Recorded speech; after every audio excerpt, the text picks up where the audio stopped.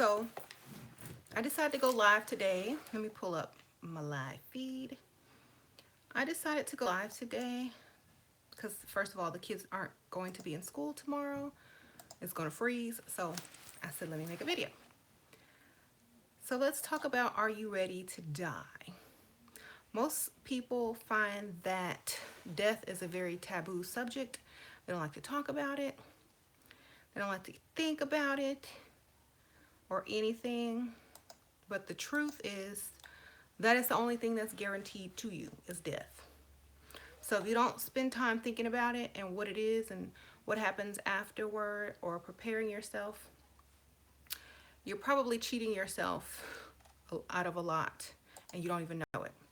So that's why I decided to make this video about, are you ready to die?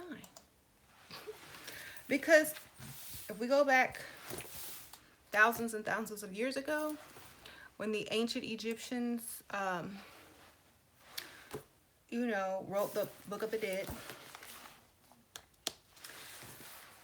all of these basically are spells to do over the deceased, to help make sure that their journey through the afterlife is, good. And a lot of the fraternal orders do this as well when one of their members die.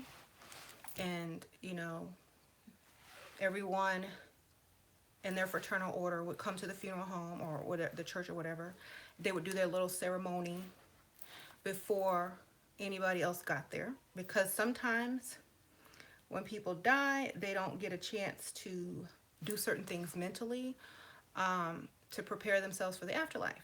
So their fraternal brothers would do it. But in ancient Egypt, the family or the priests would do it.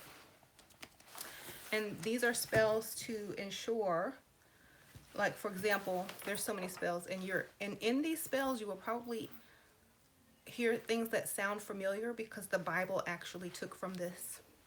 So if you start to hear anything familiar, it's because the Bible plagiarized some of this, okay? So, for example, spell number 80, for making transformation into a god. So if they were to die and go into the afterlife, this spell would help them transition into a god, okay? So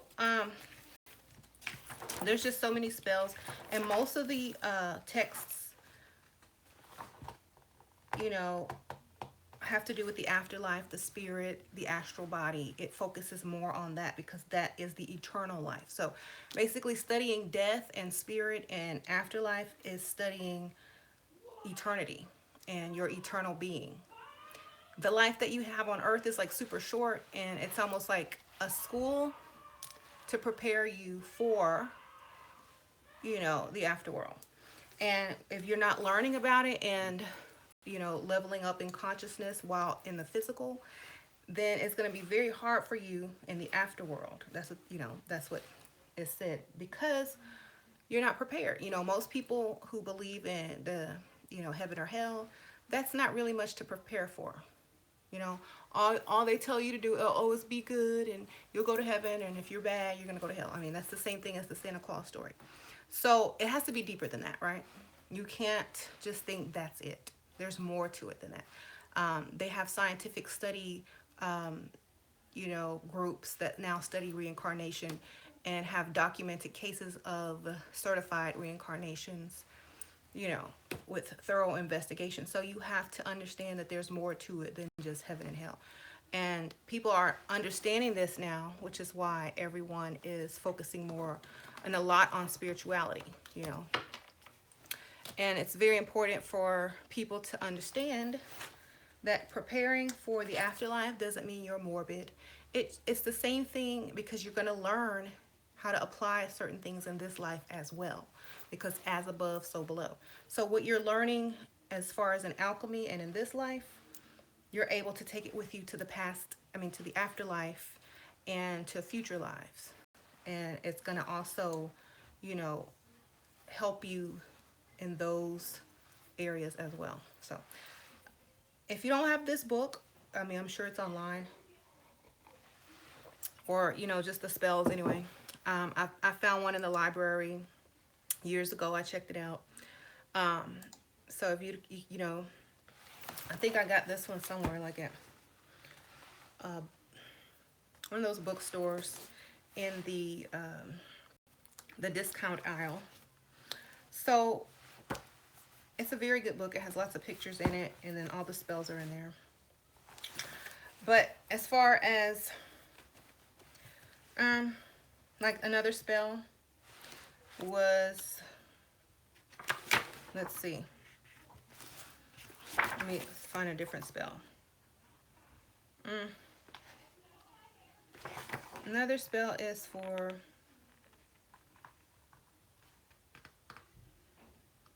let's see, not letting a man's soul be taken away from him in the realm of the dead. For being able to drink water in the realm of the dead. And these are all the spells that they would do to people, so that, you know, and because in this, you know, time when someone is deceased and they're mummifying them and the priests are doing the spells over them, it is also helping them transition. If they don't know, like if they didn't know, or if they didn't fully know, the priests fully knew. And so that's why they would do the rites over them. So, yes, gold diggers do need spiritual advice.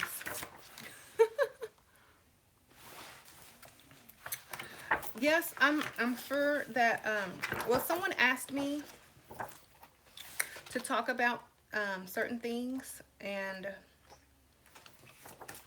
on this channel as well, because it kind of gets them to want to go to the other channel. So, you know, the first people to actually embrace gold and wealth, well, earthly wealth, was the ancient Egyptians.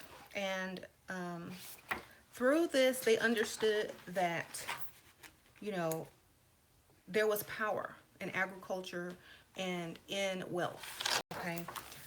The people that were not super wealthy, you know, they still believed, but they did not get the same treatment or anything as those who were considered noble or, you know, rich. They would get entombed, they would get mummified, you know, gold was buried with them, da da da da. And the others who, you know, didn't have as much, they were just given, you know, regular burials, and, you know, things were done at a lesser degree. As I used to be a mortician, and when they teach you things, the first thing they start off teaching you is where embalming actually came from, which was ancient Egypt. And now we embalm totally for the wrong reason. Like before, they did it as a spiritual practice to help people get to the next realm. And here, now they do it just to preserve the body so that you can, you know, come in contact with it at the funeral without catching any type of disease. So totally different reasons now why we prepare bodies different. So, yes. When we, you know, when women like men of means, it's a man of power, men who can leave behind a legacy, just like the pharaohs of Egypt, the kings of, you know, whatever. Women don't aspire to marry or be with, you know, the little guy on the totem pole. And it is through nature that women are automatically really attracted to power. You know, even when we die, we want to leave our kids something, right? We don't want to leave them broke. Even when we, you know, marry and our husband dies, we don't want to be left devastated and broke. You know, when I used to work in the funeral industry, I used to work, and there were some women who were left with nothing. You know, they were left with nothing. They were broke. They had to, you know, get another job because they were already working. But they would get another job. And being afraid of death because you're not going to leave your kids anything, you're going to leave them in debt, is a horrible feeling. So I really think that women, especially younger women, they need to really think about that, because men, they could really care less. It's because women actually leave behind most of the children, grown or underaged, under 18. They still want them to thrive and live a good life, so they do want to leave them something. And if you're in a relationship with someone not so,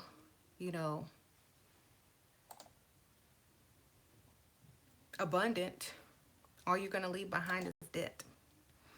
And some people can't even afford to die. Like, you're going to get hospital bills.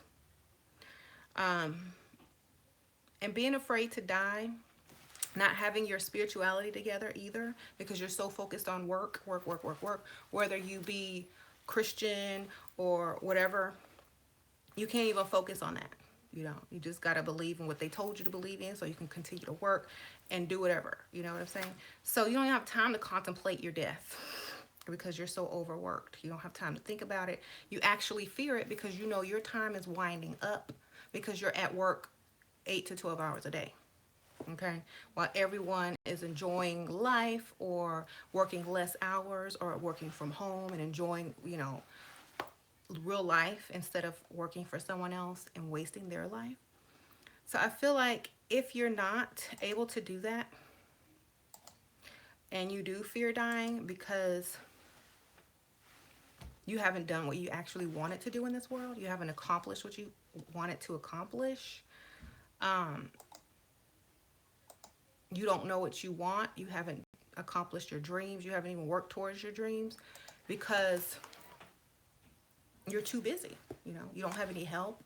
This is why women like abundant men, because they can help them, they can let them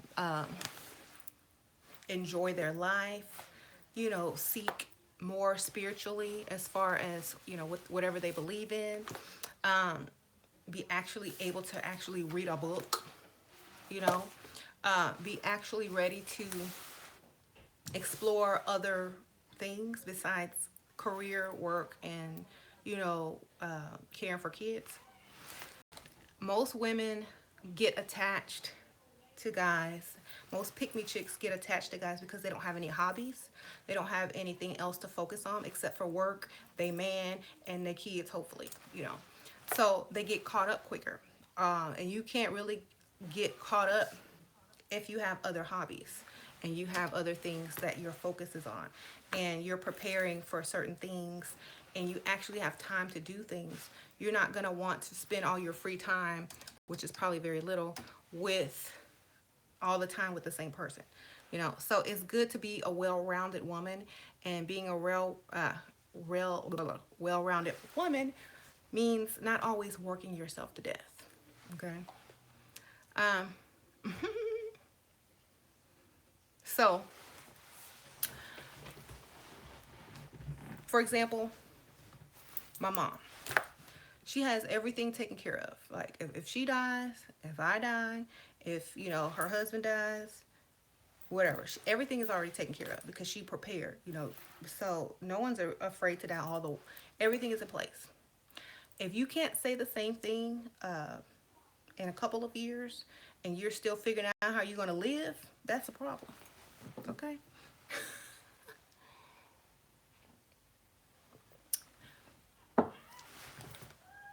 So, learn from the ancient Egyptians. Their whole life was preparing for death in the afterworld, and their spirituality, they weren't focused on a job. They were focused on goals, spirituality and things like that. Now, if you don't understand what I'm saying, like someone says they recommend life insurance, Yes, life insurance is very important. You can take out life insurance policy on anyone, you know, even a Dusty. Take out a life insurance policy on a Dusty. He don't have to know when he dies, you get the money, okay? I mean, you paying for him anyway, he might as well pay you back when he dies. And y'all don't even have to be together.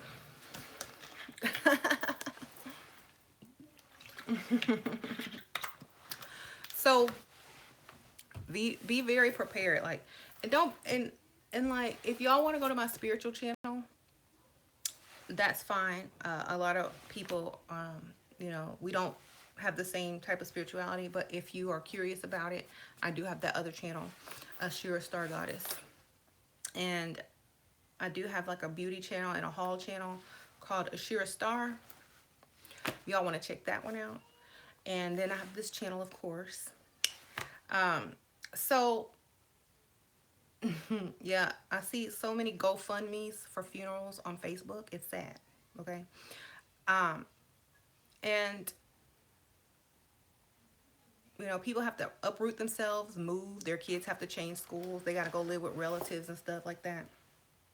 And I know a lot of Dusties always ask this question: well, what are you going to do if your man dies or da da da da?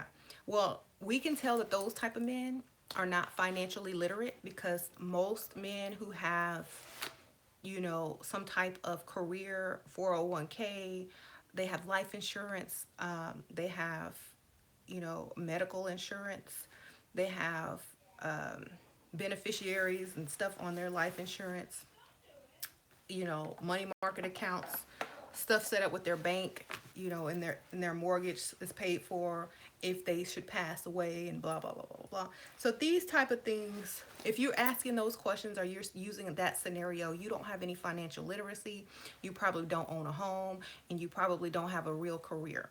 So that's why I just laugh at those type of people who ask those dumb questions, okay? Now, those questions are relevant if that person only has a job, okay? If you just have a regular job, maybe a forklift operator, then yes, perhaps you should worry. But if your man has a career, if you have a career, if you know, you don't really have to worry about that, because a lot of companies give you stock options, 401k, life insurance, medical, dental, vision, and you know, if you buy a house and you get a loan, your bank or your credit union is going to also offer you, you know, this and that. Okay, if you die, your house is paid for, A, B, C, and D. So you're going to have all that stuff taken care of. But if you marry someone that just works a regular job, they might not be able to accomplish certain things and take care of their families after death, you know? So make sure, be the smart one. Take out life insurance on whoever. You can do it while they're still young and pay maybe like $30 a month. By the time they're old and crusty and ready to die, you know, you'll have, you know, when they die, you might get 500,000, maybe 1 million. You know, just depending on how much you're paying. If you get it while they're young and pay on it for a long time, when they die, you're gonna be rich. Okay. So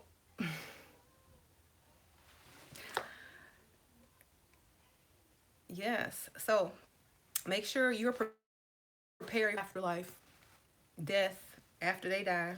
You know, get your spirituality on, because life is incomplete if you're not, you know, satisfied mentally, physically, or spiritually. It's not complete, you know. That's why so many women overcompensate, because they're not fulfilled inside. They overcompensate with, you know, oh, I want to be with this man, or, you know, that their man is all that they have. And so they become pygmies over them. They don't have a sense of self-worth, value, or who they really are, or they don't have their own goals. You know what I mean?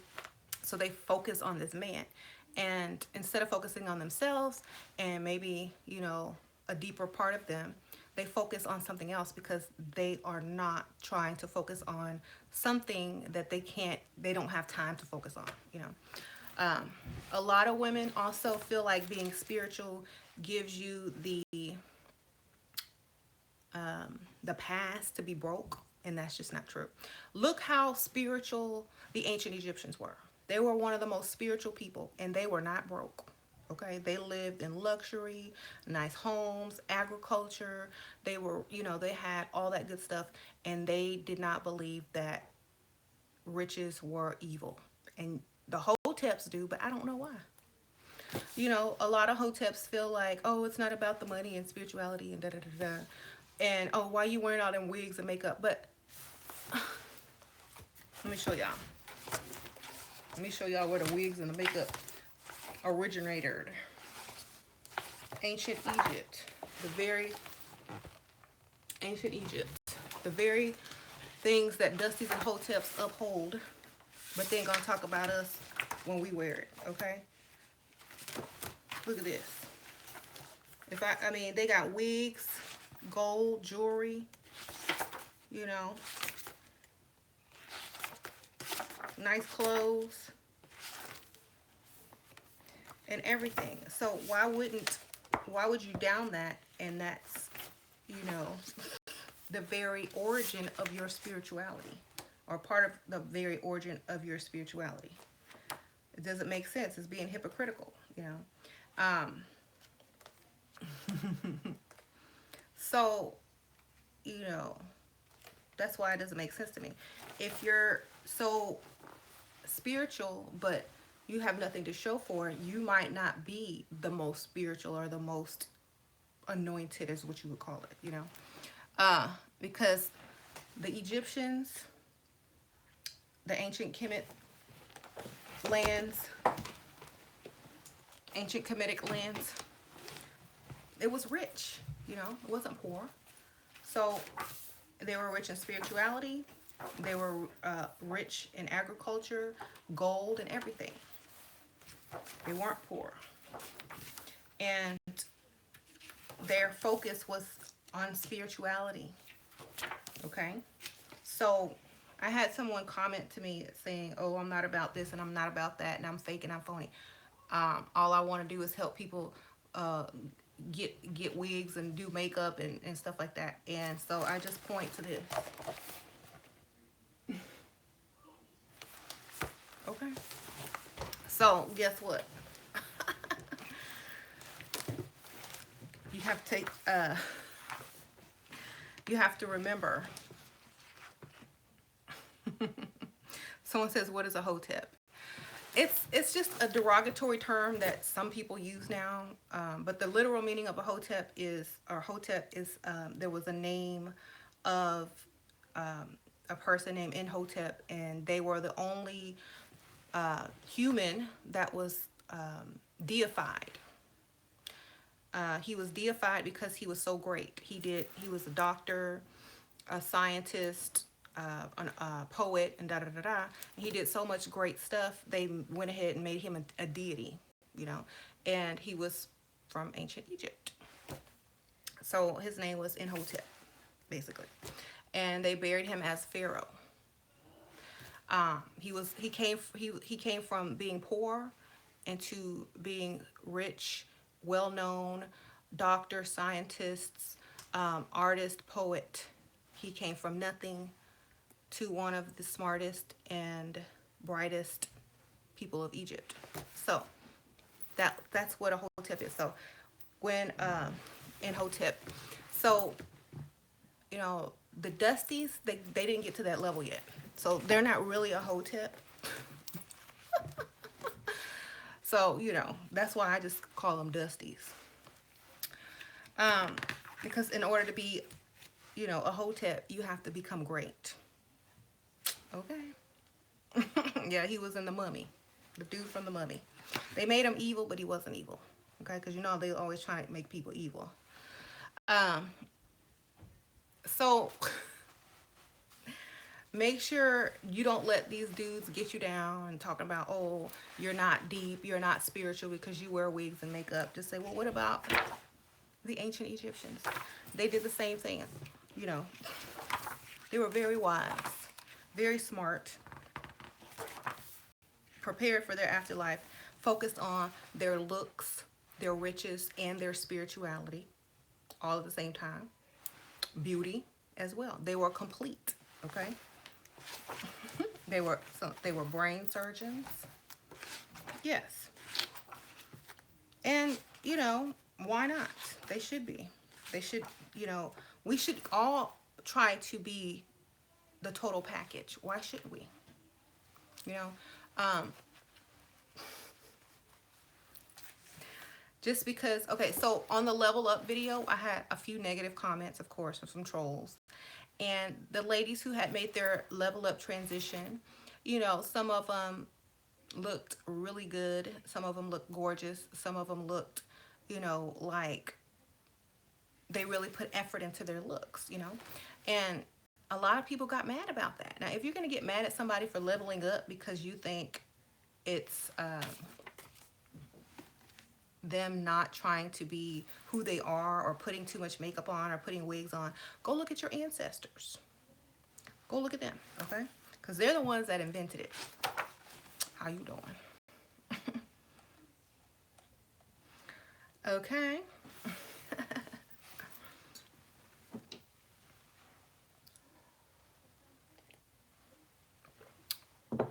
So as I go on, men, if you're mad because a woman looks too expensive to date you now, then that's not her fault. That's your fault. The camera's blurry. Someone says the camera's blurry. Hold on, let me see if I can wipe it. Sometimes it's because it's too bright and the light's trying to adjust. Is that better? Okay. So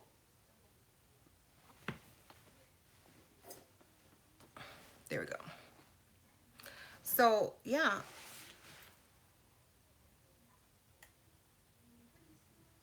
don't get caught up in lots of people who say, oh, I don't like this and I don't like that.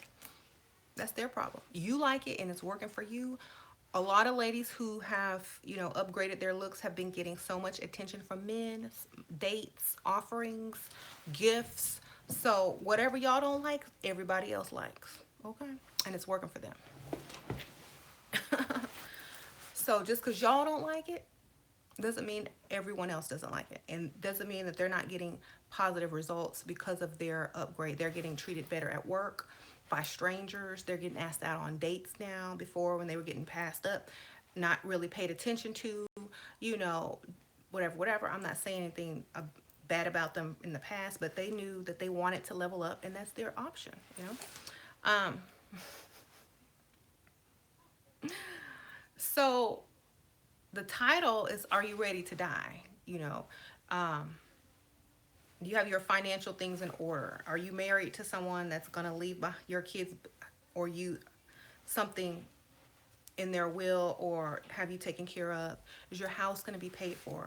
You know, do you fear death because you know you're going to leave your kids in a mess, or your man is going to leave you in a desperate situation because of, you know, probably, do you need a GoFundMe to even have a funeral, basically?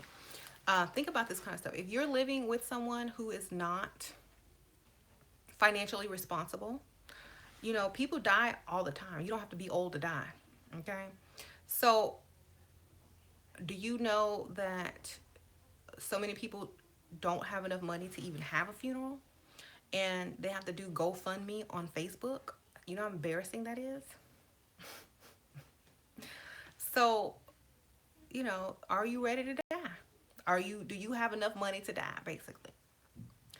Does your man have enough money for him to die? Do you have enough money to die? Do you have enough money to take care of, you know, maybe your elderly mother when she passes? Do you have that? Is that going to break you? Are you going to be homeless because you can't pay for a funeral? Are you going to have a state funeral paid for by the government? Or are you going to have to donate someone's body to science because you can't afford a funeral?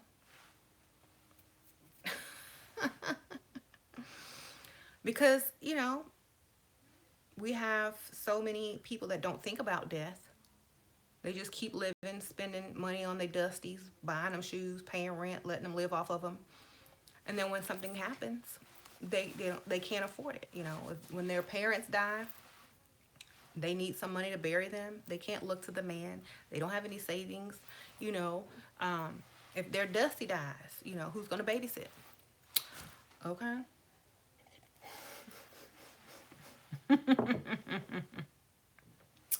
So, you know, prepare for death early.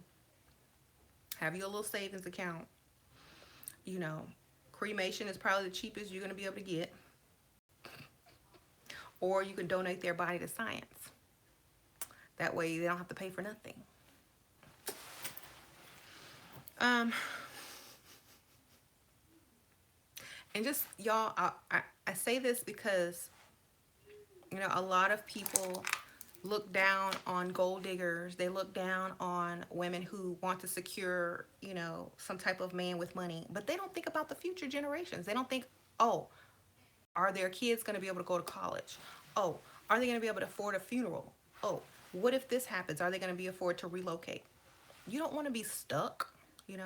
That's why you have to aim higher. A lot of the people that you see on TV who can't recover after certain issues, it's because they did not think about the future. Okay? When they got with their man or woman, they didn't think about the future. They didn't think about what if this happens, what if that happens, are we going to be okay? They just thought about love. And love will get you relocated, living in a shelter because you can't recover. So think about that kind of stuff. If I wasn't married to James, I might have lost a lot more this year and last year. You know what I'm saying? I might be in a totally different situation. Totally, totally, totally. But since I didn't marry, uh, you know, someone that couldn't do anything for me, I'm not in that situation, and I never will be. Okay? So that's why. If you need emergency surgery and you don't have enough money, and um, what's going to happen to you? Is your husband going to let you die? You know, you don't have insurance. You need emergency surgery, or the doctors won't release you from the doctor's office because you need emergency surgery. Who's going to pay for that? Are they just going to release you and say you're on your own? Are they going to make you, max out some credit cards?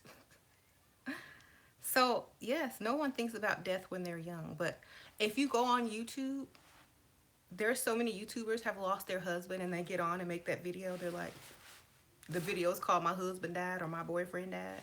Y'all go look them up. They're young. My boyfriend died. And I'm watching that. I'm like, death doesn't wait for you to get old. It happens when people are young or old. In between too. So and like the Freemasons and a lot of the fraternal orders, when you die, they do a separate ceremony and everything other than the funeral. Hold on one second. Excuse me. I'm live. They're having a good time. Kids aren't going to school tomorrow. Because it's gonna snow or ice over or something. So in Texas, they act crazy when it gets cold. Um, so yeah.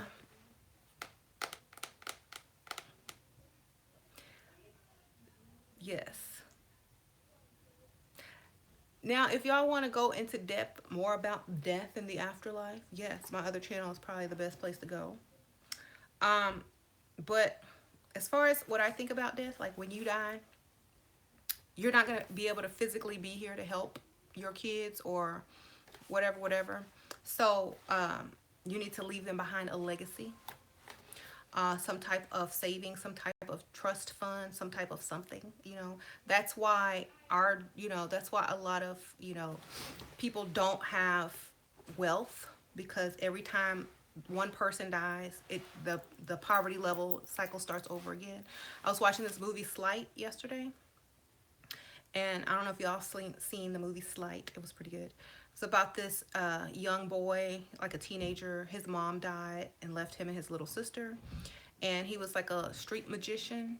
And he had to start selling drugs in order to pay their bills and like move. And so he got wrapped up with, this drug dealer. And he had to use his street magic to, fight and get his little sister back that they kidnapped for him not paying their money back and get out. So he was like really smart. He had a full scholarship, but when his mom died, she left him nothing. They were broke, didn't have no insurance. So he had to start selling drugs, couldn't go to college, even though he had a full scholarship and was very good at engineering, he had to return back to the cycle of poverty. So if y'all see that movie, it's pretty good. I think it's on Cinemax or something. Okay. um, you met the director for that movie? Oh, that was a good movie. I liked it. So yeah, so you don't want to leave your family in that position. When I used to, I think I told y'all this story. This lady, she was dating this man, and he was depending on her mom to die so they can get this insurance so they can, live in a nice area, a nice house. But when her mom died, her mom didn't have the insurance because she borrowed against it. And even though they thought she had insurance, she had took out so many loans against it that it was worth nothing. So the man beat her up and kicked her out. And then she was like living in one of those motels or whatever. And she saw me one day. She came back to the funeral home to get the death certificate. And she was like, I just felt like I need to tell you this, but, you know, my man beat me up and uh, left me because he thought my mom was going to leave me a bunch of money and she didn't. And da da da da. Me and my 3 kids are living in a motel now. Blah, blah, blah, blah, blah. And I'm like, wow. I didn't even know what to say. So don't get stuck. Secure your future by choosing the right type of man, by choosing, wisdom over stupidity, by choosing logic over emotion. Let's leave our kids with something and not another cycle of poverty. You know what I'm saying? So I really wish that y'all would understand this. Even the hoteps, the dusties, the women who um, are willing to break their back for their men. I hope y'all understand. I hope y'all get some life insurance on them and yourself so that your kids don't have to repeat what you have to do. Do something. It doesn't cost that much, $30, $40 a month. I should be selling life insurance at this point, huh? But if you already made the mistake of marrying for the wrong reason and you're stuck, at least pay for some life insurance so your kids can have a better life. Okay. Um. Yes. So many people lose everything. They might pay for a house for 30 years, and as soon as somebody dies and can't make a couple payments, that house is owned by whoever has enough money saved up in their bank to buy it and turn it into a Section 8 house and lease it back out to the government and get checks every month. Okay. So think about it. People are getting rich off of y'all, off of stupidity and women dating broke men. In fact, they depend on it. Just so you know. A lot of developers depend on you women dating broke men so that you can lose your property when something happens to them, when they go to jail and when they die. And so they can get your property for little or nothing. You know what I'm saying? So, and I know a lot of people think, oh, you know, that's racist. No, there's black people waiting to get that land too, and flip it and resell it. Okay, so I just so you know, they're dependent on your stupidity and your inevitable cycle of poverty, so they can get paid. So I'm just telling y'all. I'm just trying to tell you. The people that live over here and in the other neighborhoods, a lot of them are into real estate. And part of that real estate is taking over houses. People can't pay for them anymore in certain areas. and they get paid from that. They don't have to do nothing. They just sit in their house all day. While y'all continue, a lot of people continue living in that same cycle. So stop dating for love, stop marrying for love, stop having babies out of love, and do it for the right reasons. Legacy, like Jay-Z says, something you can leave behind. Because what y'all are doing is making everybody else rich. Okay? Um,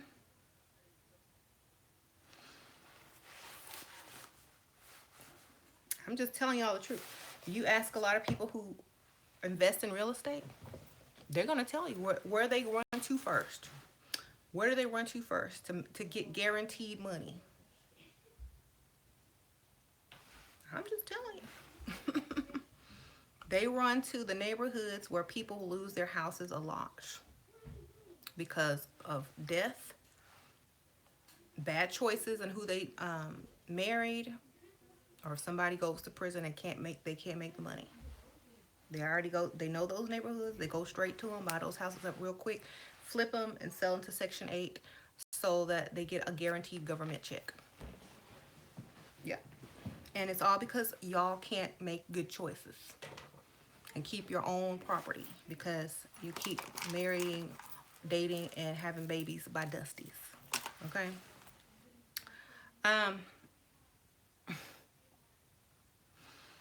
Love is not the right reason. Because you don't have to marry someone to love them. Okay? Marriage is a business contract. If you go into a business or a partnership with anybody, you don't want them to, it's not based on love. You know what I'm saying? It's based on other things. So you can't base an entire relationship on just love. If that's all you have, then that's not enough. You got to base it on love can be a part of it, but the other part also needs to be financial, okay? Especially if you're trying to level up in life in general, as well as your generations to come. You want them to have a better life than you did. You can't pick a loser as a father, okay? You just can't. It doesn't work that way. And if you already did it and it's too late, then get out of the mindset and keep moving forward, and you secure your legacy. You know.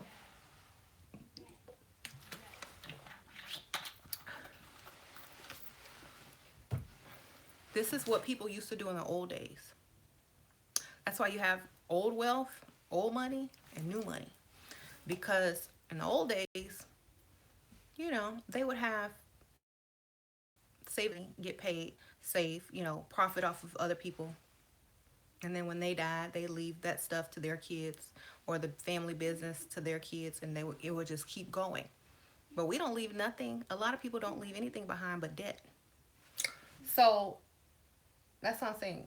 Think about the future. Don't think about just yourself and how cute somebody is and how much swag they have. Think about something for real. It's embarrassing sometimes when I hear women talking about, well, he ain't cute or he ain't got no swag. I'm like, oh my God, you ain't got no brain. Okay, well, while your cute man with swag is, laying on your couch,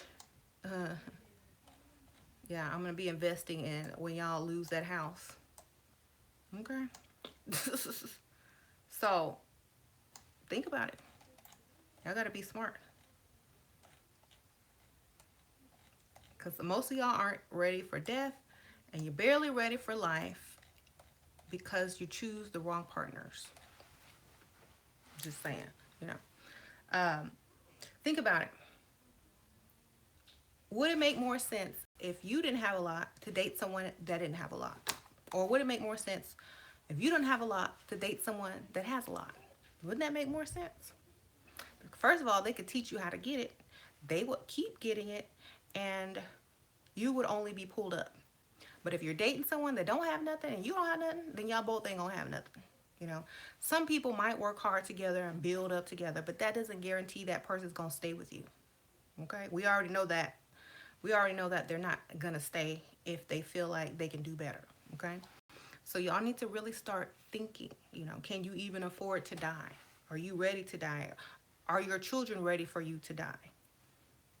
What's going to happen to your stuff? What's going to happen to your home? Are you going to be able to even have a funeral or a casket? Are you going to have to donate your body to science and be sitting up in somebody's medical school getting chopped up? Y'all know I have to paint the picture for you, because when you donate your body to science, they chopping you up. And they're keeping your body for a long time to where it turns gray and looks like the zombies off of Thriller. And they put you in freezers in different body parts. Okay, how do I know this? I went to the medical school when I was a mortician, and I looked into the room of all the bodies that were donated to science.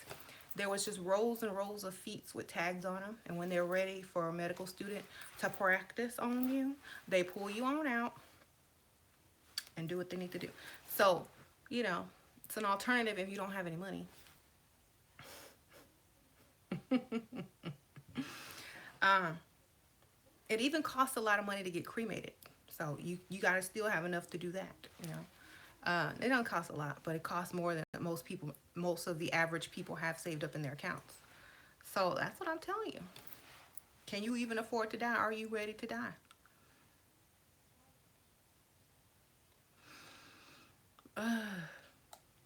You know, homeless people, when they die, they find those funeral homes that do government or the county burials.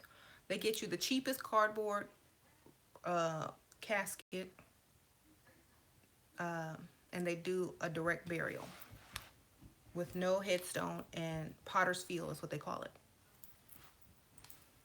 So that's all you get.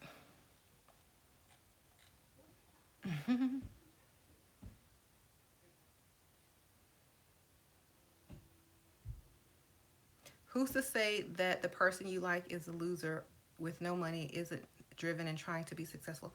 Well, you can't depend on try. Okay, I can't depend on trying. I mean, when the time comes and you still trying, I can't be depending on you trying. I need something to show. You know, I need what I need. So, you know, if you've been trying for 40 years and you still trying, you know, I would have gave. I'm not gonna stay around too much longer. In fact, not even after 2 years. If you haven't done anything in 2 years and you keep saying you're gonna do something, I'm out. I'm not that dumb. Okay. Because when I say I'm going to do something, it's done. So I'm not waiting on some man to keep repeating himself. If you're not doing anything, you know, if you are getting accomplished and you are leveling up every month, every year, great. But if you're not, and your woman stays with you, you know, she needs to think twice. So hold on a second. Can y'all please? So, okay. When my grandma died, it was cheap as hell. Maybe that's just in my country. I don't know. I mean, when I used to work for the funeral home, I mean, we had some people that would get $20,000 caskets. Okay. We had some people that would just go all out. Then we had some people that would be like, give me the cheapest thing you got. And it was still too expensive. What? This much for a casket? That's a car payment. Or, no, that's a car down payment. Or, that's how much my car cost. You know, I'm like, well, y'all ain't got nothing cheaper? I'm like, okay. We have this cardboard box. And they spray some, like, you know that paint that looks like velvet? They spray, like, this velvet stuff on it to make it look like it's not cardboard, but it's cardboard. And it's, like, the cheapest thing you ever seen. So, you know, I just say, you know, go for a direct cremation if you're broke. And that's still gonna cost you a couple thousand.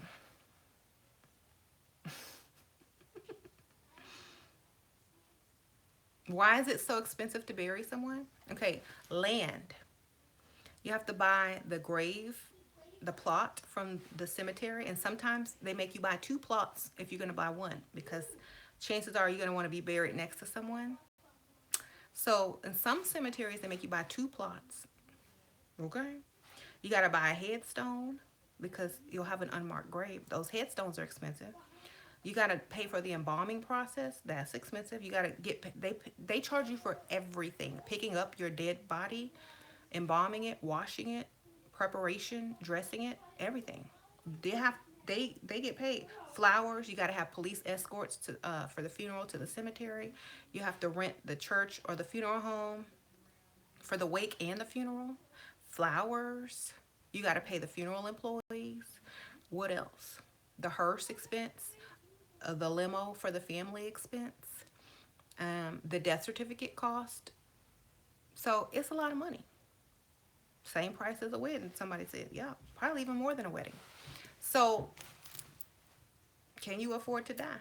Is your man going to be able to have your funeral if you get in a car accident? Is your Dusty going to be able to do that for you? Or is he going to send you to the science lab, to the medical school, and donate your body?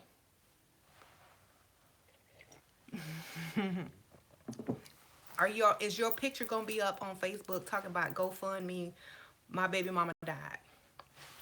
Okay. Now I'm just saying this because people don't think about it. Like, are you serious? I'm not talking about, the spiritual side of death. Great, if you didn't have time to contemplate, what was gonna happen after you died, maybe you'll come back, reincarnate, and this time you'll get with a real man that can actually help you.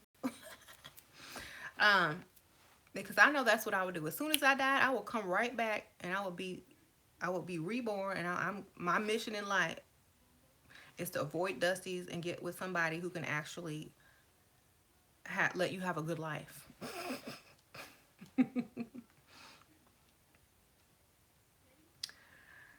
Well, if you didn't have a very good life and you have lots of regret, you're coming back and trying to correct all of that madness. So that's in my opinion. In my opinion, you're coming back to correct it and make it better and live a better life because you could have done better. Okay, you made some decisions and now you know better. You do better, basically.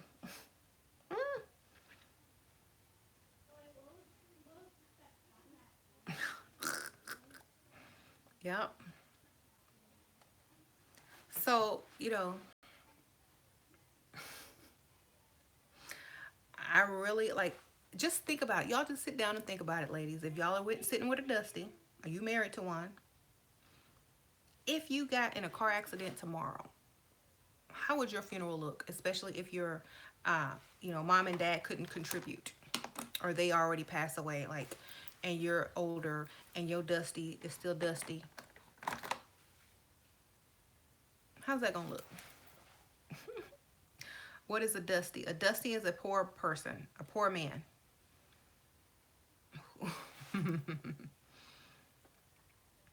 Okay.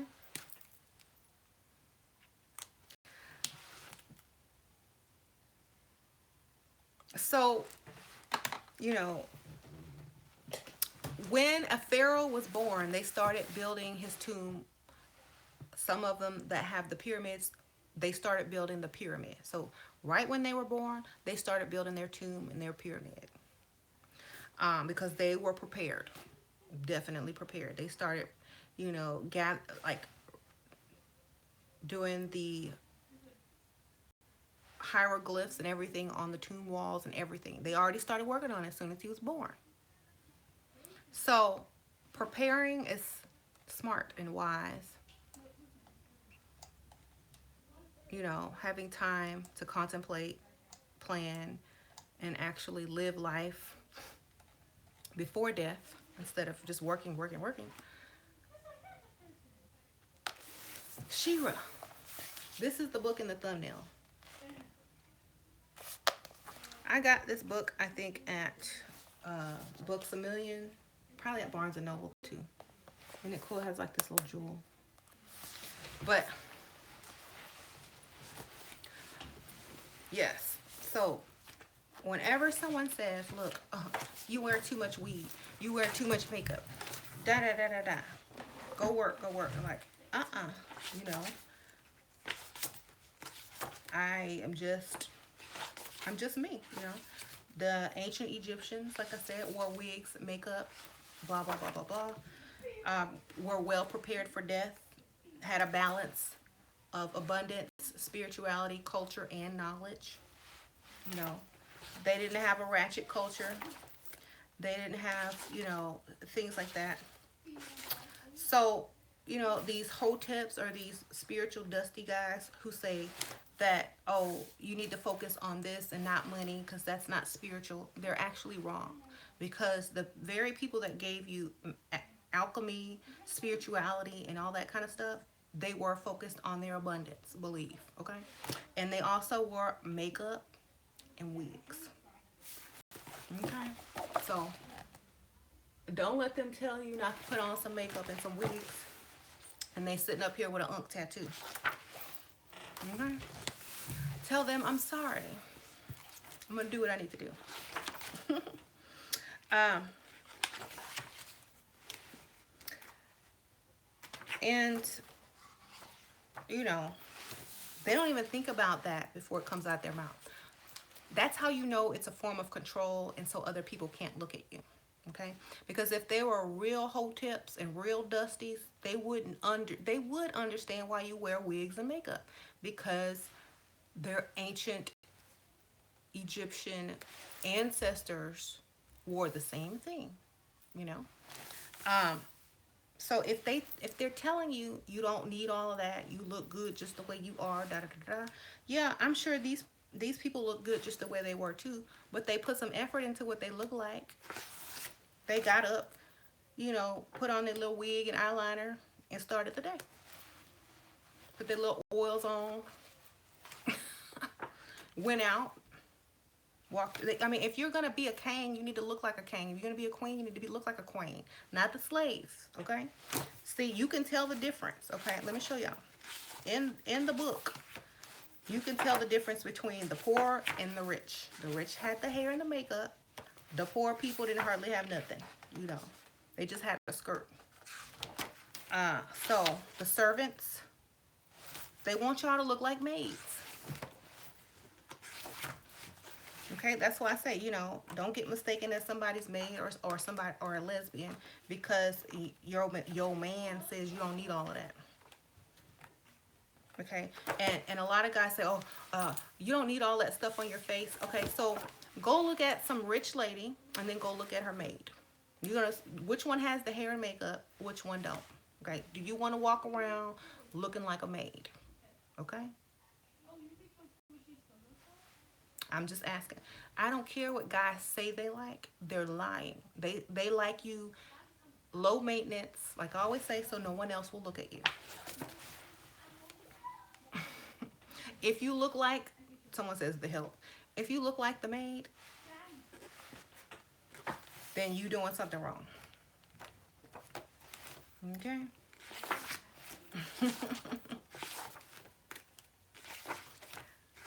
Look like the paid, not the maid.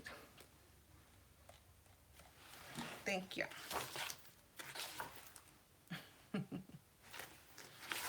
Even the maid don't want to look like a maid. So someone says, yep, that's true. And men are wrong for telling women not to look like not to embellish their looks, because, they should want to make themselves look the best that they can possibly look. Okay. Yes, everything looks the same. We should look like we just woke up, but think about it.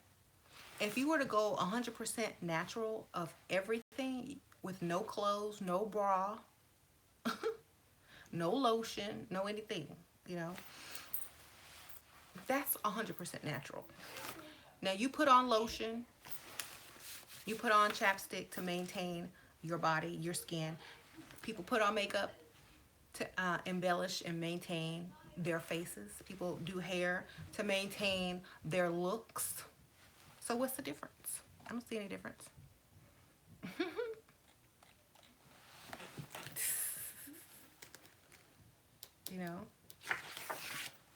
So let's make sure we're not being hypocrites. Ooh, is that a turkey leg?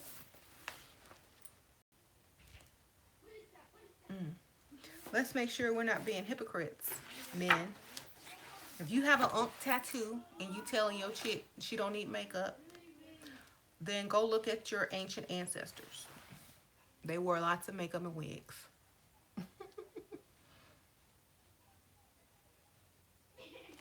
So, um,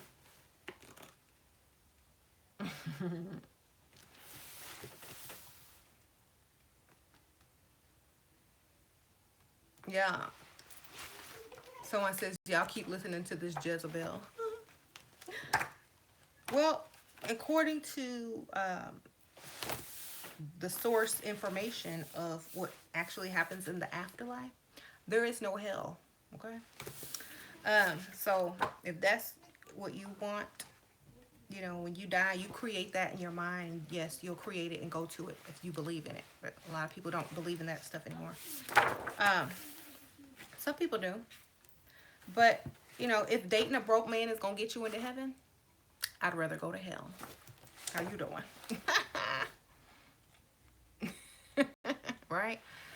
The lake of fire is actually in this book, which predates the Bible. You want to see it? It's spell number 80. Or was that 21? I'm going to find it for you. No, it's spell number 17. Spell number 17 is the lake of fire spell. Okay? And the lake of fire in the ancient Egyptian text represents purification. Okay? Because in alchemy, fire represents purification. The lake of fire represents purification. So your version is a lot twisted and plagiarized. So you can't talk about lakes of fire and think it means hell. It actually means purification and becoming a better person. You know, because it's just like dating a dusty is the lake of fire. And then when you get sick and tired of the dusty and you get up and you dust yourself off and you walk and you're purified, now you're going and improving yourself, looking good, attracting better men, and you no longer have to suffer. And, you know, you've purified your mind into knowing that dating broke is not the way. And you level up and get you a man that can actually afford to take you to dinner, afford to take care of you, afford to pay your bills, and da-da-da-da. There you go. You're no longer in the lake of fire because you've already become purified in your thoughts and your thinking process. So if you study alchemy instead of, you know, the book that plagiarized most of this stuff, you'll understand the true aspect of it. So, spell number 17 is the lake of fire spell. Let me see if I can find it. Dang, I'm all the way over here. Okay. Where is it? 14, 15, 16, 17. Okay.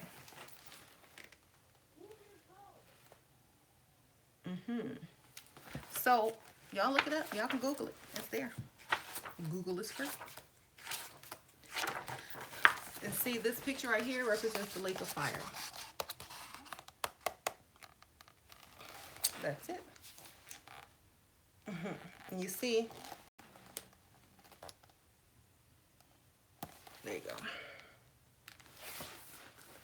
So, lake of fire is not original to the Bible. And it doesn't mean what you think it means.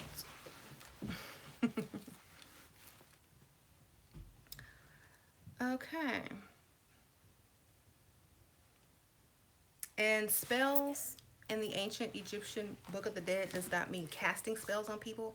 It is a ritual over the dead. Okay. So the same thing a priest does at a funeral when he says ashes to ashes, dust to dust. Guess where that came from? How you doing? Okay. So it's the same thing. So if y'all don't know a lot about stuff, you can't really judge people because you'll just sound ignorant.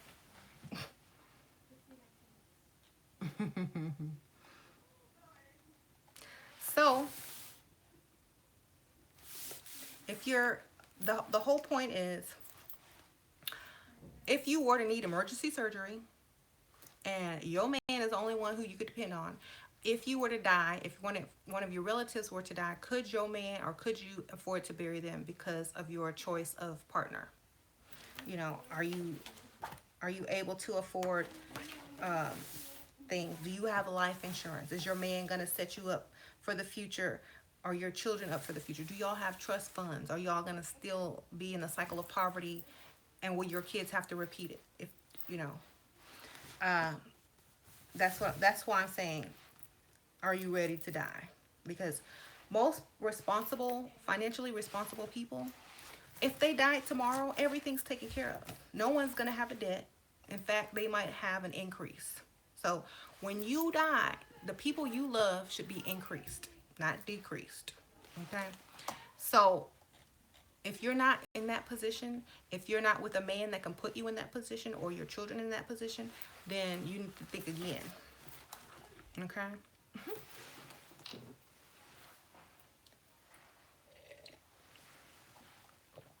So, do you wish to be cursed, Shira? Um, I don't think anybody wishes to be cursed. So, uh, if they do, let me know, cause um,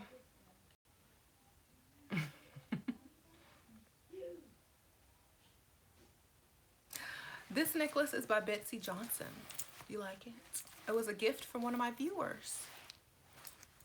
It was a Christmas gift. They sent it to me. Um, so thank you. They also sent me some Versace perfume. Um,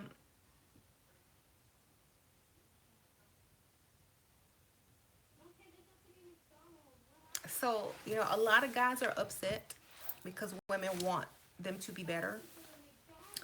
And they're not, you know, I'm not trying to make men feel bad. I'm just trying to make women think. You know, it's not up to me whether you as a man want to do well in life or not.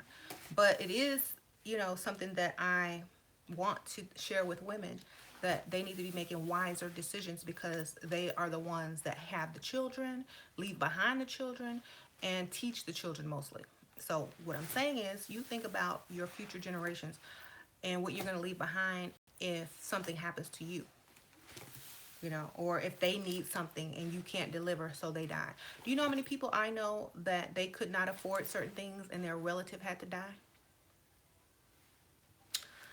They couldn't afford certain things and their relative just, well, we just got, all we can do is make them comfortable because y'all can't afford this surgery. Okay. Yeah, I don't have insurance. Y'all can't afford this type of surgery. So say goodbye. Say bye. You know, you remember like that movie John Q? When Denzel Washington, they couldn't afford his son's heart transplant and heart surgery or whatever, and he had to hijack the hospital. You know, not a lot of men are gonna hijack a hospital for their child. Okay, that's not reality. They just gonna say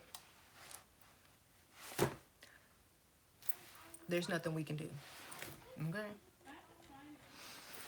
so y'all don't want to be put in that situation. You know, after my husband saw that movie, he was like, "Man, I'm gonna make sure I have double insurance so none of that happens to my kids." Um,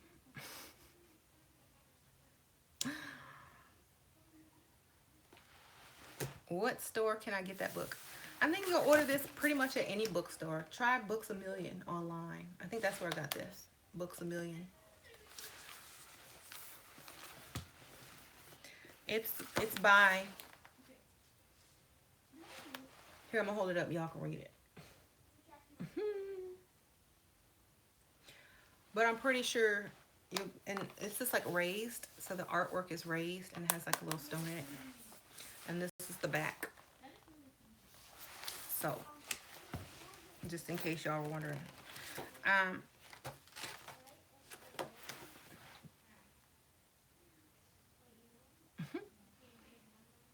Stop spending money on makeup, red bottoms, and weaves.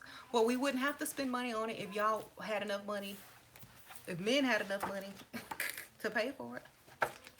Actually, you know, makeup, you can get cheap makeup. You don't have to spend a lot of money on makeup. Weaves, you can get cheap weaves too. Okay, red bottoms, you know, they don't really wear that stuff around the suburbs. So, you know, unless you're going out and you're trying to look like you have something that you don't. If you're buying red bottoms, you probably can afford them. If you can't afford them and you're living in an apartment and you're buying red bottoms, yeah, you might need to think twice.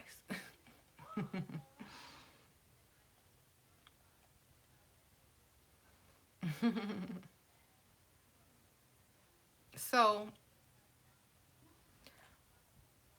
don't don't be afraid to level up for the right reasons. Okay. Um, just think, what are they going to put in your obituary? You know,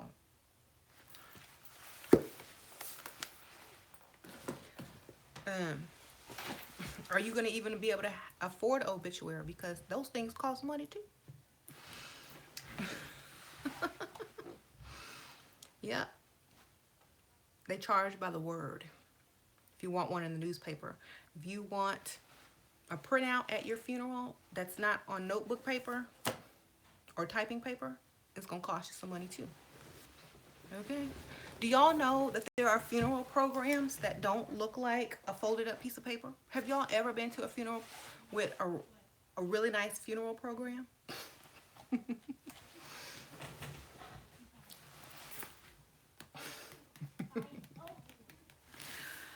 You know, some people don't even know that there are funeral programs that look like magazines with glossy photos and pictures and stuff like that. They just think it looks like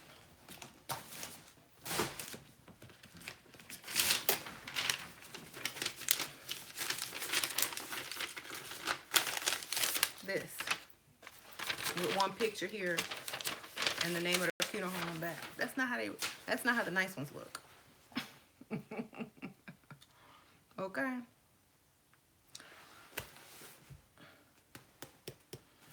Um my family had me make the funeral program a day before because I'm good at, yeah. You know, that's a good, you know, a lot of people do that for their little side hustle. They make funeral programs for funeral homes on their computer and printer.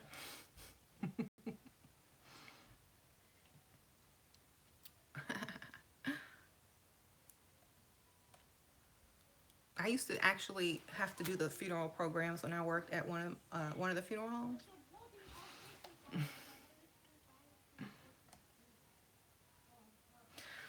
So,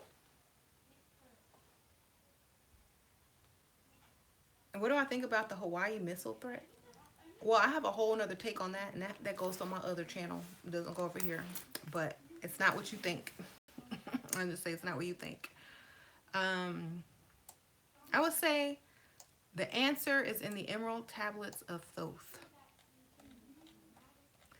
We'll read that.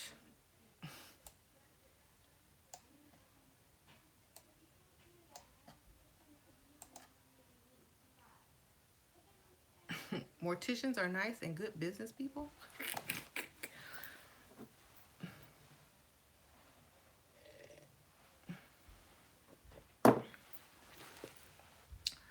Um, so I'll just say this, okay? People aren't playing with missiles for any type of war. Let's just say that. Um, I'll give you a clue and a hint. It's in the Emerald Tablets.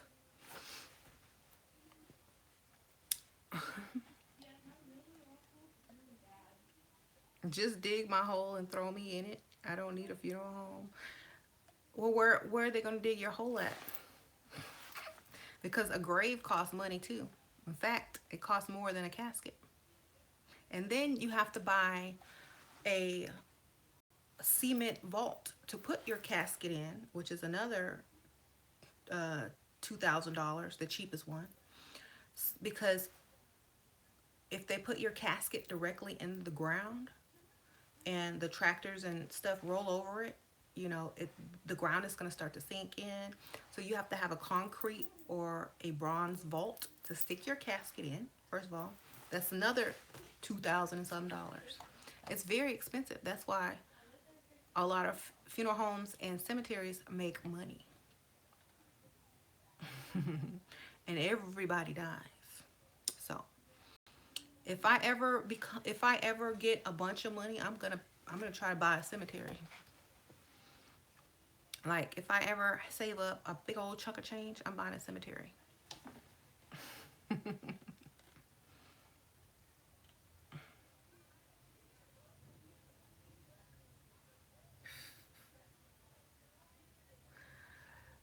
I asked the lady how she works in a funeral home. She says she has no emotional detachment to the dead that come there. It's true. Like when I used to work there, like I was very numb. That's why I can do what I do. Like that's why I can talk the way I talk, and I don't have these type of feelings like to be a pick me, because death prepares you for that. You realize how short life is, and you're not spending it with no broke man, okay? Life is too short to spend with a broke man, okay? You're gonna spend half your life, well, most of your life struggling, not even half, but most of your life struggling, and your only freedom is death. So life is too short to be with a broke man, period. If you're gonna be broke, be by yourself. At least you can date around, okay? Maybe run into one with something. But I'm serious. Um, think about it. It's not long enough. I should put that on a t-shirt. Life is too short to date a broke man.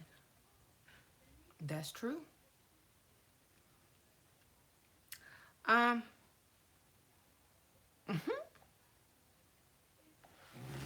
and guys know this.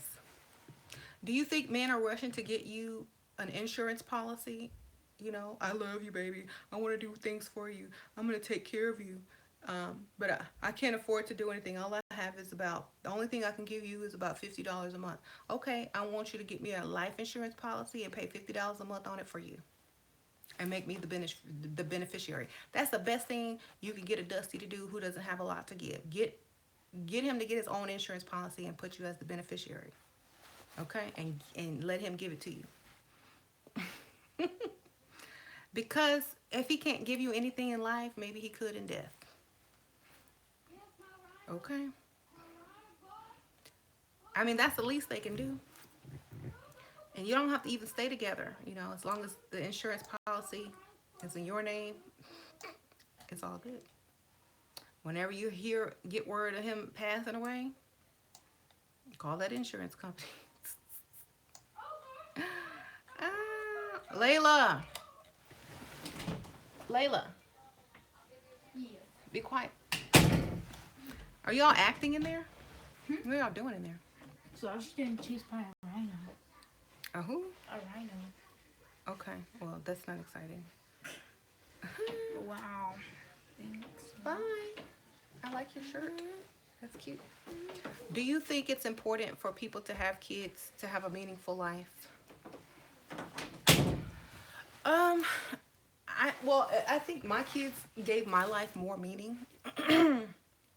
But I don't think it's necessary. Like, if you can't have children, it's not your fault.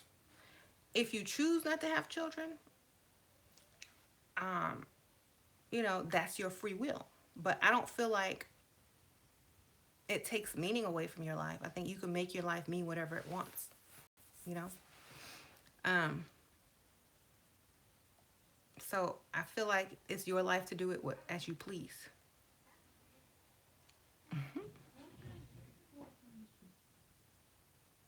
But if you choose not to have kids and then later on you wanted kids and you get mad and you resent other people, that's not a good thing. So make sure that's what you really want.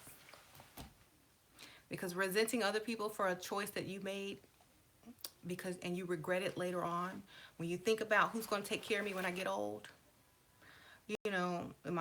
where am I going to go? Old folks home, who's going to pay for it? What if I get Alzheimer's? Some people just have kids so they have somebody to take care of them when they get old.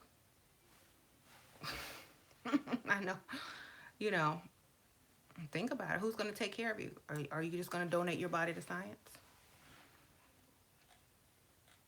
And then you might have to.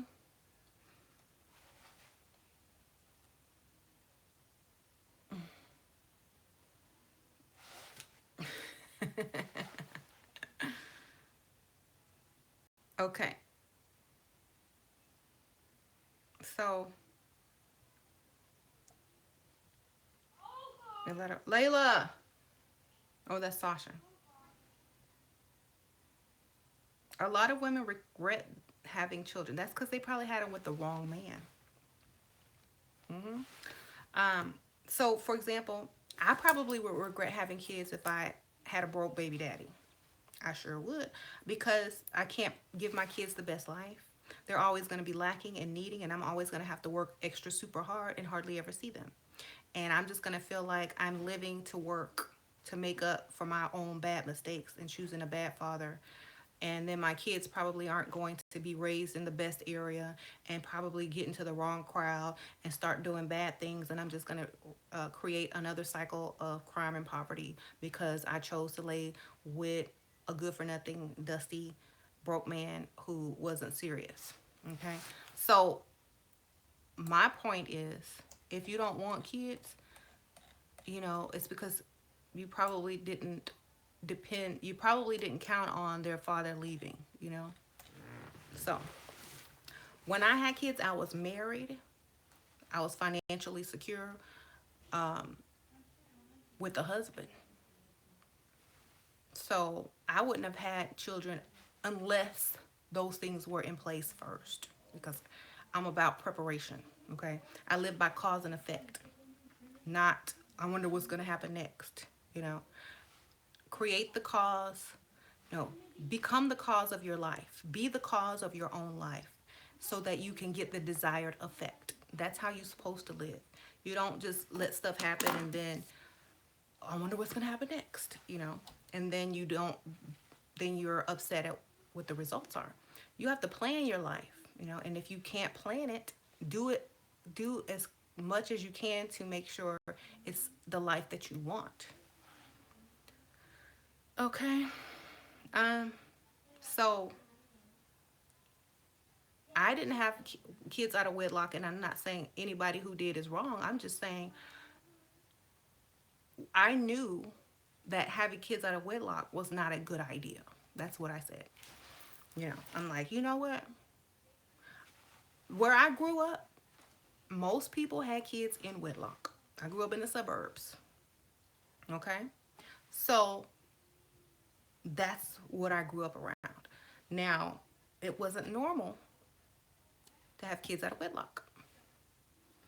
Um, you didn't see anybody at school, in elementary school, who didn't have, you know, a parent that was married once at least, or maybe they were divorced by then, but they were married when whatever.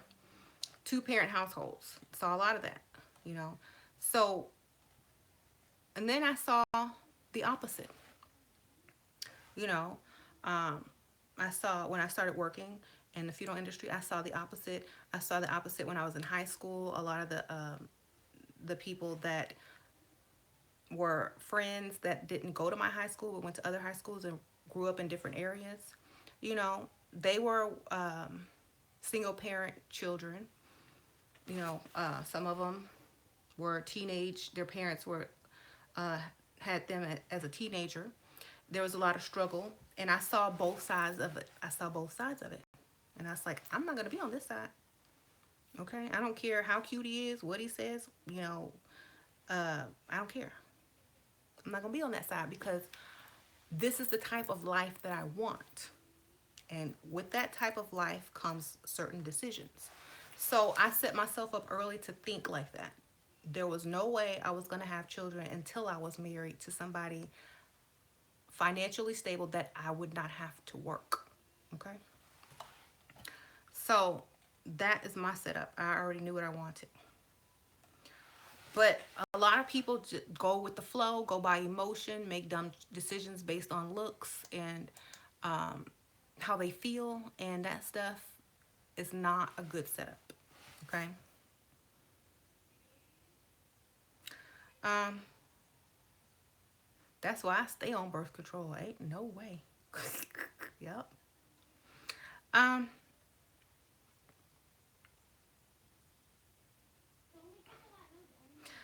that's, I mean, I stayed on birth control too, just so, because I didn't want,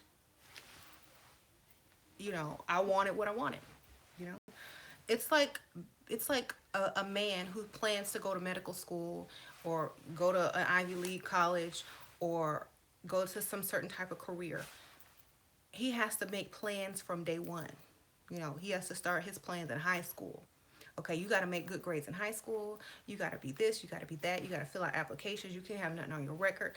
They have to prepare for all of that. Women should be doing the same thing for their lives.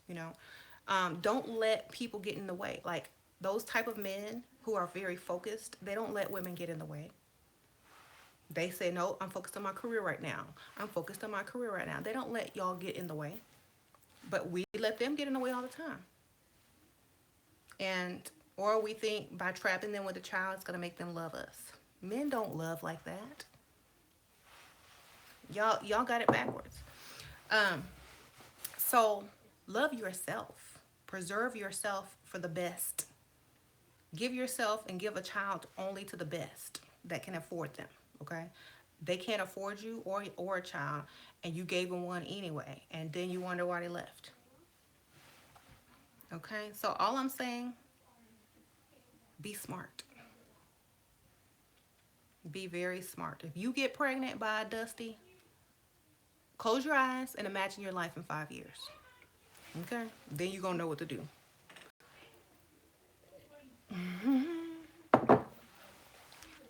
In fact, don't even wait. Go get on some birth control right now if you're messing with any type of Dusty or broke man. Go get you some birth control. Okay? Please. Please. Go get some birth control if you are even having sex. And condoms. Yes. If you're not only having sex with rich men, go get you birth control and some condoms and some spermicide and pile all three of them together. Okay? Unless you're dating a millionaire. You got to wear condoms still because you know they mess around. But if you get pregnant, you set for life. Okay? Birth control messes you up too. Well, it just depends on what kind you take and how long you take it,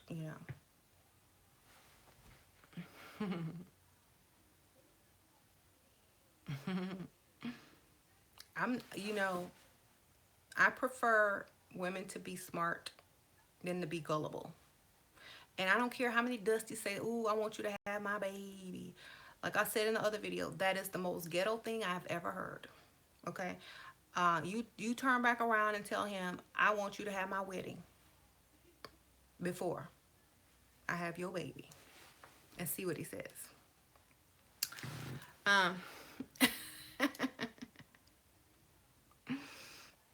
If they can ask you to have a baby, you can ask them to have a wedding. Okay? So, they only do that to trap you and keep anybody else from wanting you and to tie you down with a baby. That's the only reason they do it. And to see another part of themselves that they don't have to contribute to or raise if they choose not to. Unless you put their butt on child support and whatever. Okay? Dusties want to get you pregnant because they know women in their right mind is not going to want them. They're not husband material, so they're overcompensating. They can seduce you and woo you even though they're broke. That seems like a superpower to most people. Why are you giving some broke man a baby? They can't afford it. A child is supposed to be a gift. Okay? If your child is not a gift to you and your husband or, spouse, then don't have one. Even Michael Jackson said it. Come on, y'all. If you can't feed your baby, then don't have a baby. Don't think maybe if you can't feed your baby. You'll be always trying to stop that child from crying. Hustling, stealing, lying. Want to be starting something, okay? So, please, y'all. Even Michael Jackson said it. Don't do it. It's not worth it. And if you already did it, don't do it again. Stay clear from dusties and keep moving.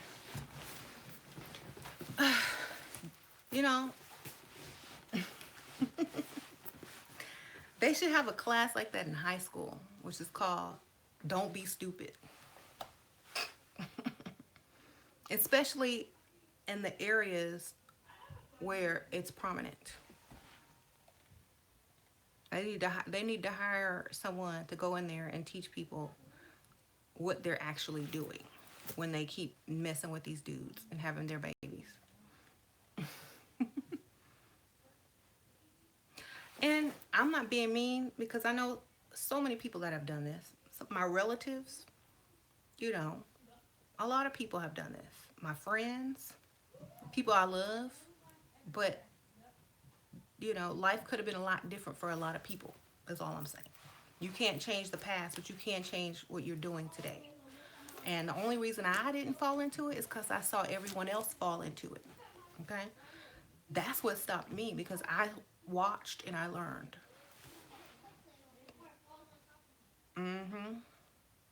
They tried to call it health ed, but it failed. Yeah.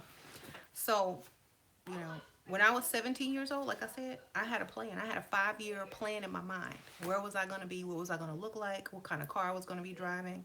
What type of man I was going to be dating? And that's what I stuck to. You got to have a plan. If you don't have a plan, anything will lead you astray.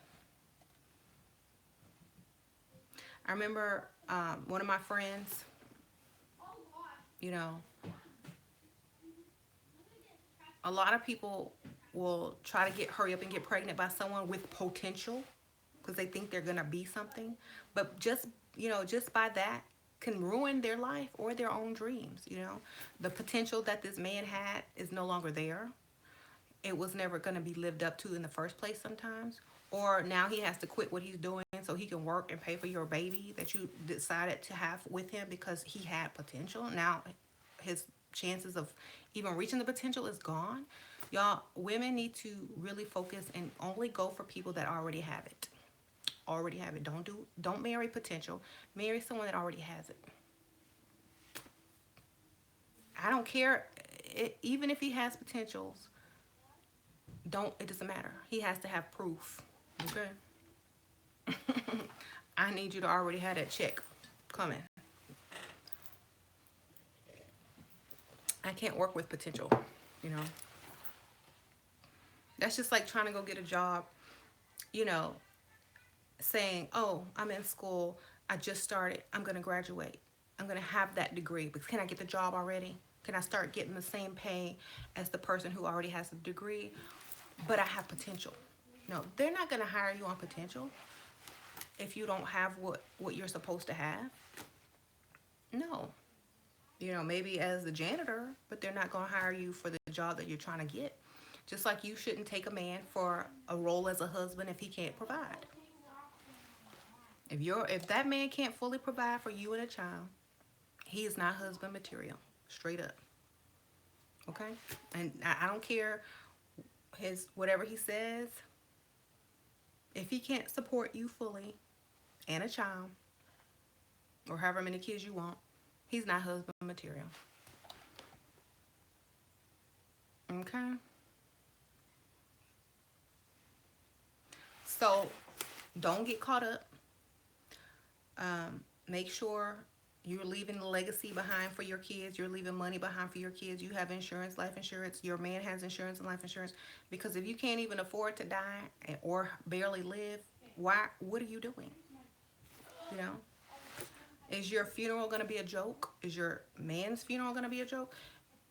If your kid needs emergency operation or surgery, are they going to be able to get it? Come on, y'all.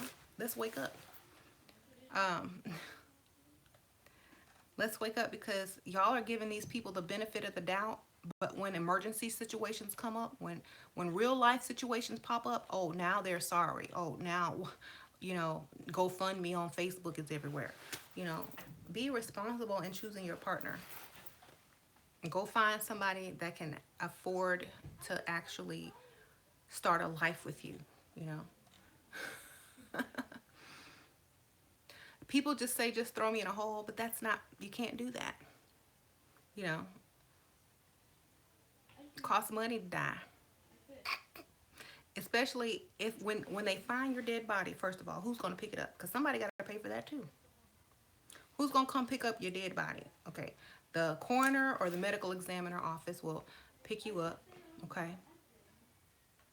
Then who's going to get you from the medical examiner's office? A funeral home. Your family has to contact a funeral home.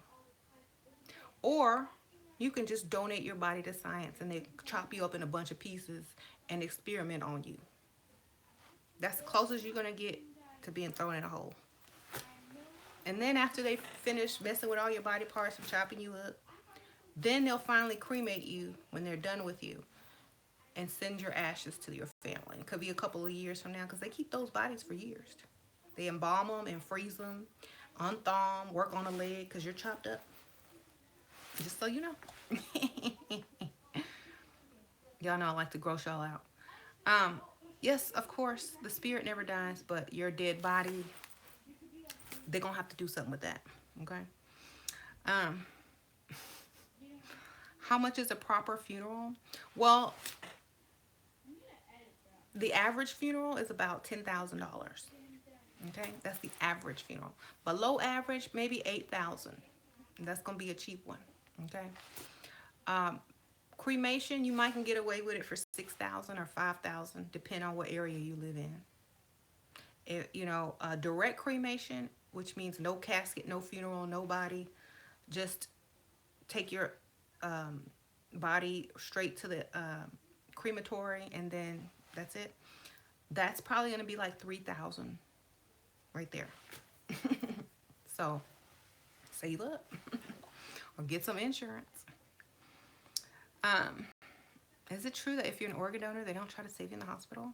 I would never put organ donor on my driver's license because yes, they will say, "Ooh, we got one."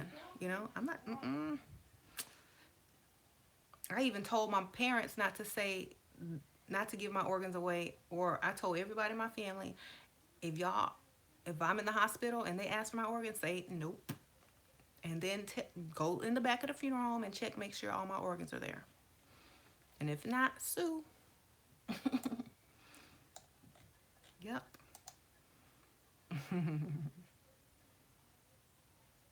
Yes, it costs to bury the body. Nothing is free. Nothing. Not even death.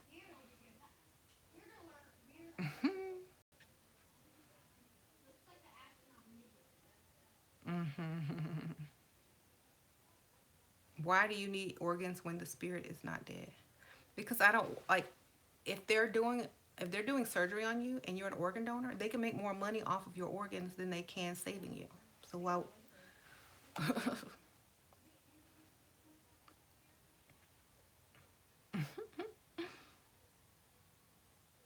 A rich man wants to date me, but he has cancer. Sad. Okay, well, get on his insurance.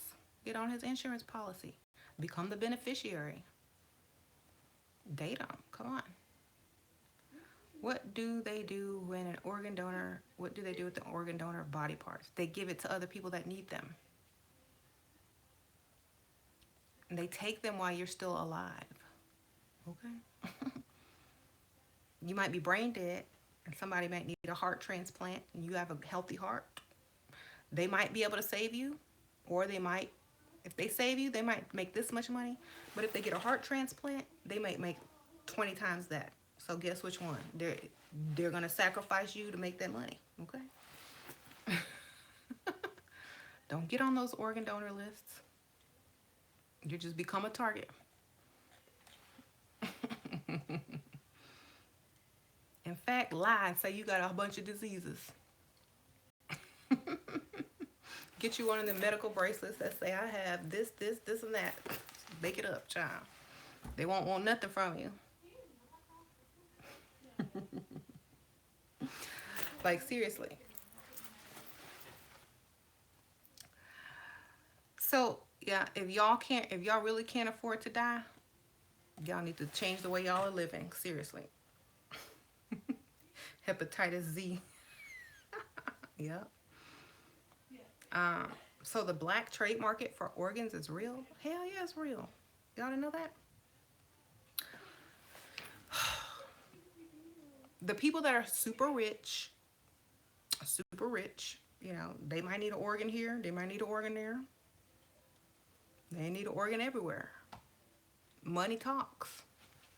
You should know that by now.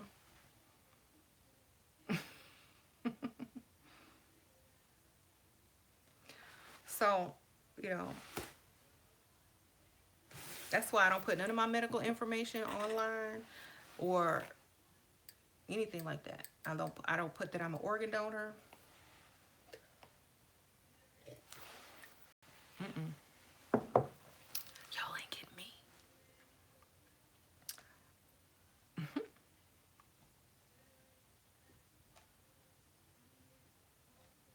Um, didn't Dick Trainee have a heart transplant? Yep.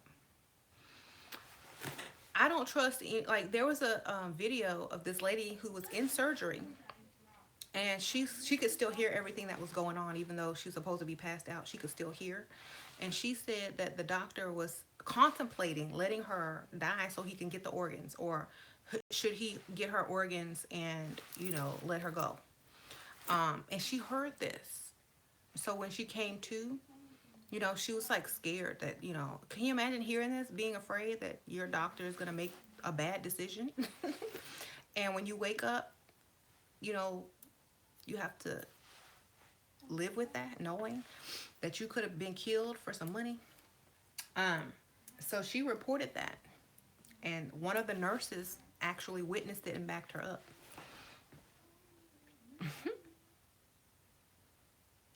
So how do you change it on your driver's license? You can go and renew your driver's license online and then change it there. You know, if it's not due for, you know, if it's not expired yet, you can just go and change it online. It'll have the same picture on it and the same address. You can just change that part on it. Someone says, honestly, I don't care. So if you had a car accident and you're in surgery and they see that all your organs are healthy, they're not gonna save you. They're gonna take your organs if they can make more money off of your organs for the most part. Okay.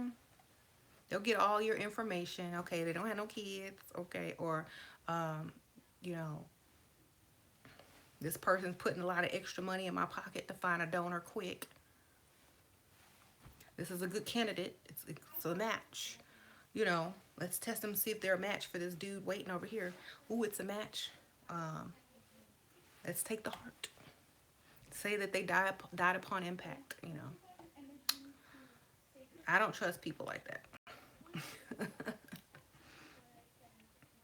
I'm not taking any chances.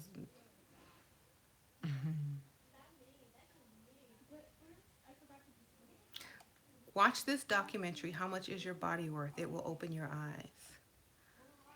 Wow. Yeah.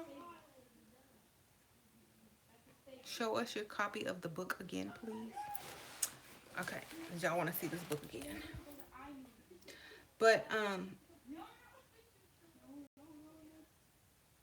I told y'all about the story when I used to work in the mortuary. The whole family was killed because it was a shooting by the cartel. And since there was no family to say, no, you can't have the organs, they took everything. They took the bones, okay? Because now they're donating femur, like your leg bones, your arm bones, your tibia, your femur, your ulna. They took all of that. They took every organ. They took the corneas. They took skin grafts for burn victims. They took everything. They stripped them bodies, okay? And I had to take care of them afterwards. We had to put like those plastic PC pipe cleaners in their legs instead of bones, because without bones you don't have any. It's just like nothing, like jelly. So they took everything, okay? There was nobody to say, no, you can't have it. They took everything. So, oh my gosh, she ready to. So just understand, that's money. That is money. You are worth a lot of money, okay? That's why, like, especially women. Women are worth a lot of money as well, because they have, you know,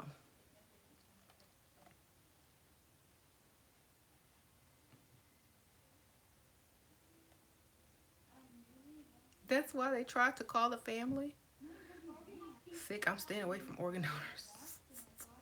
No, I'm serious. Okay, so I did work for this one funeral home, and the day after Christmas, I came back and there was 5 bodies laying in there. I'm like, what? And they're all family members. This is the mom, the dad, the sister, the brother, and the child.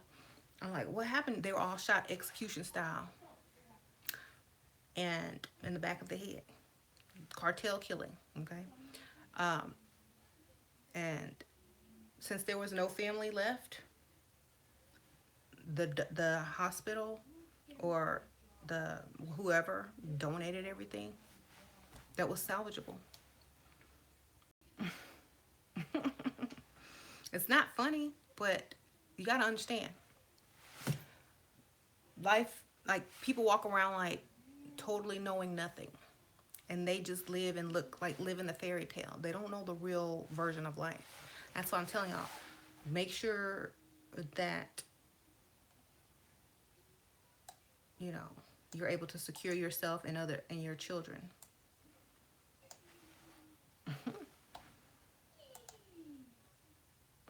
Is this Ghost Adventures? No, but I do love that show. So, um,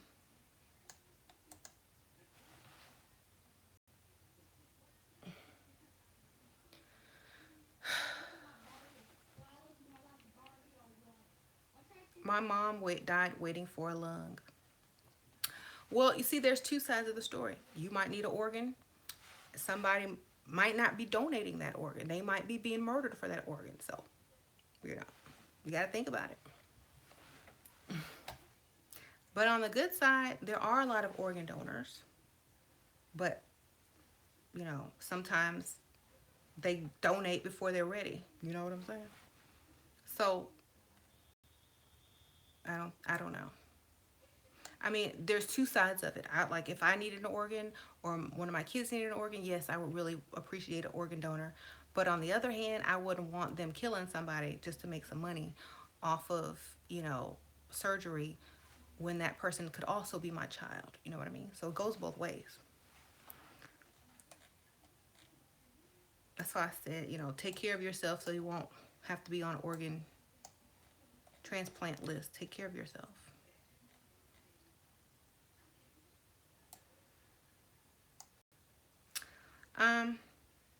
All you hoes the same. Power, money, dick. Okay, so all you men are the same. Sex, free stuff, and dumb women. We only play dumb, but I mean, who wouldn't want all that stuff? Money and power. You should want it more than we do. You're a man. We're just attracted to it. If you don't have it, we might not be that attracted to you.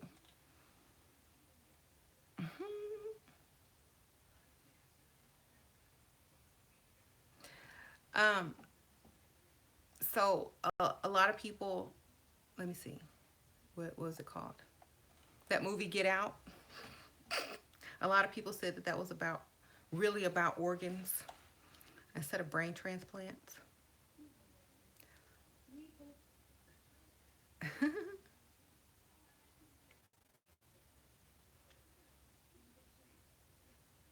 Yeah, educated invention. You got a lot of stuff, but you hear, we don't believe you. I don't believe you. That you don't sound intelligent enough.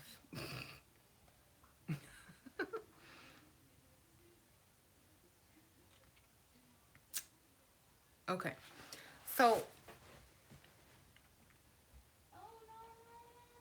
I hope a lot of young women are watching this and learn from a lot of other people's mistakes so that they don't have to make them. And tell a ghost story. No, I'm just telling y'all, like, And okay, so and another thing about where you live. If you live in a poor area, chances are they're experimenting on you. Okay? Let me just say this. If you live in a poor area, chances are the government is experimenting on your area of town. In the medical clinics, and those free clinics, and all that kind of stuff, they're experimenting on you. Okay, just know that the water. That's why I said you gotta get money and get up out. Don't be trying to preserve the community. Get up out of the community and mix and mingle into other communities. That way, you can't be really targeted. You know. Um. So if you're living with a dusty and you're living in a bad neighborhood, you're in free clinics all the time, and your health is not so good, and A, B, C, and D. I mean, you can start to add everything up. Uh, just keep adding it up.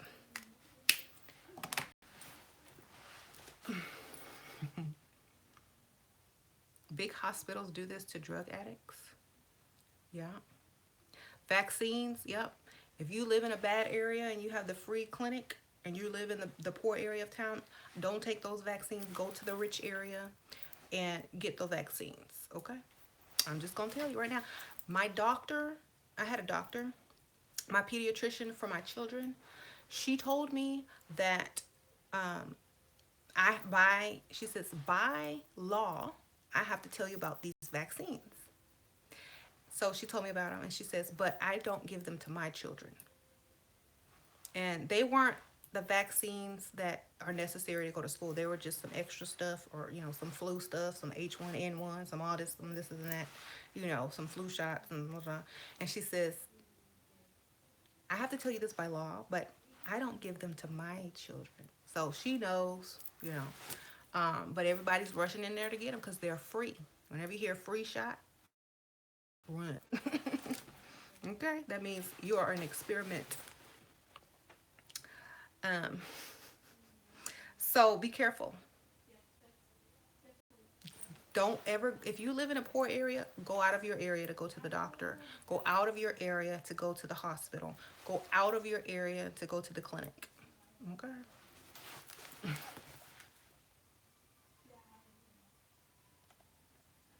Even the main vaccines are different. Okay. Think about it.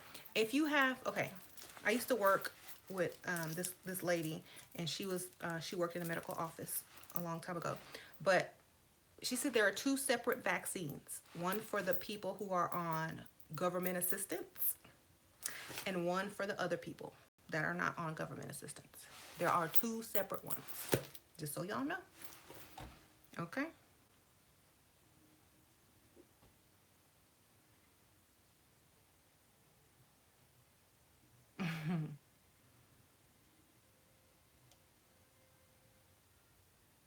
Ask any nurse.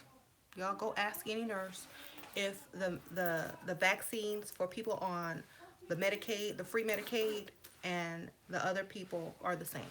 Go ask. I'm just telling you, I'm telling you this because a lot of people don't know this.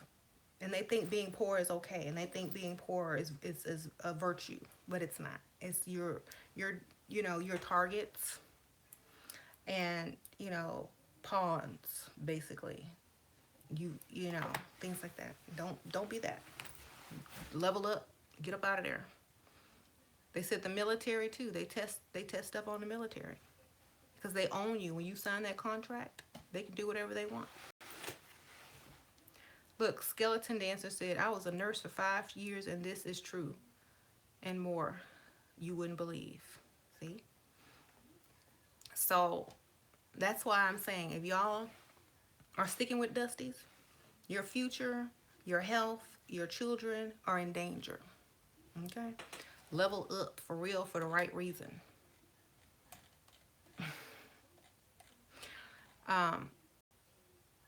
No one is going to tell you the truth. You have to search for it. You have to ask around about it. Love is not enough anymore. Let's just get serious. You can't focus and base your entire life and relationship on love. You got to base it on reality now. Okay? Do I want to be in love, living with lead in my water, and my kids getting the experimental vaccines, and chemtrails over my head? stuff being, you know, experiments being done on me without my knowledge? Or do I want to live in a decent area where I don't have to worry about half that stuff most of my life? You know, are my kids gonna come out with some weird disease because of the vaccine? Are they gonna be ADD? Are they gonna be stupid? Are they gonna be, you know, is this disease gonna come out later when they get older so that they can't be productive members of society? You know, you don't know what they're putting in there. And I have a book that's called Conspiracies That Have Been Proven. And all the stuff that used to be conspiracy, now the government admits that they did experiments on civilians without their knowledge. And they're still doing them. And they target the poor areas. Just so you know. Get out of the poor areas.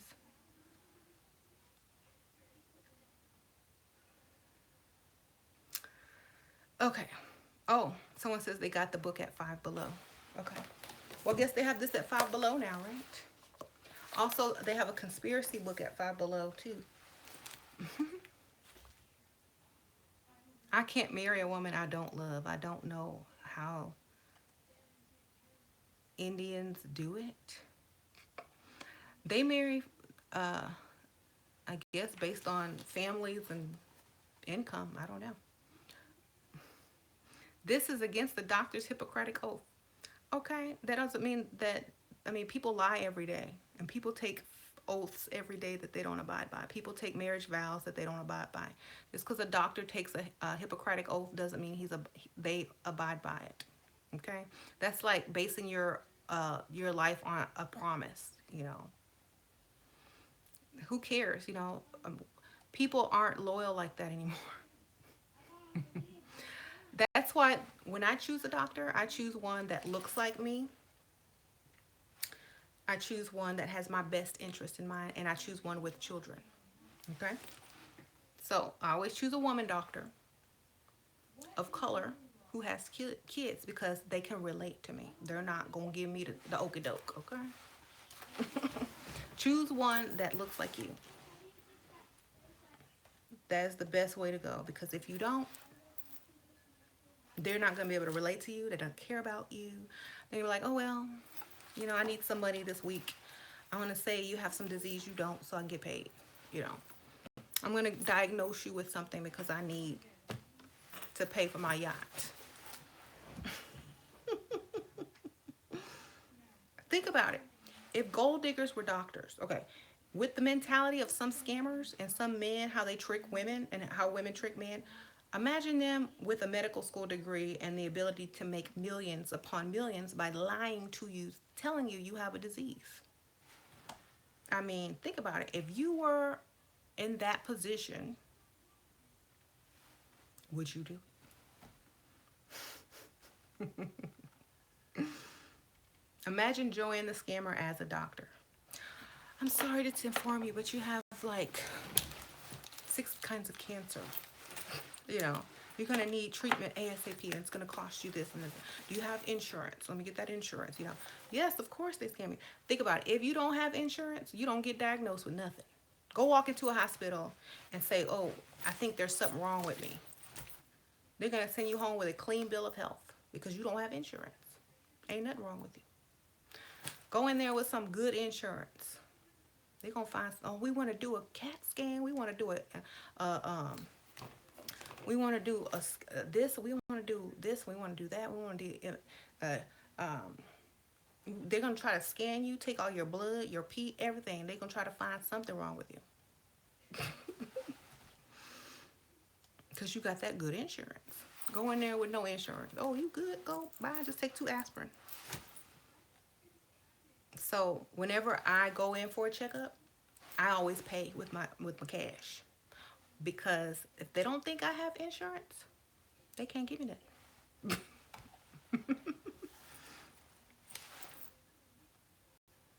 It's true.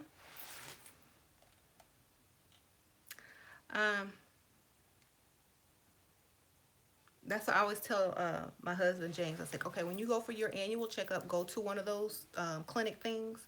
Pay cash. Do not go to your doctor in the hospital with your insurance because they're going to give you something. They're going to pay. They're going to diagnose you with something. Okay. Um, so that's what he does.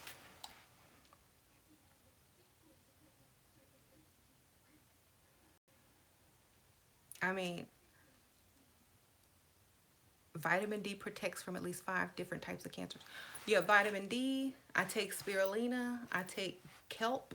I take biotin. These are like vitamins and supplements. Liquid gold. Um, vitamin D, vitamin B. I take all of that because with the stuff that there's out there have out today, you need it. Shoot. Uh,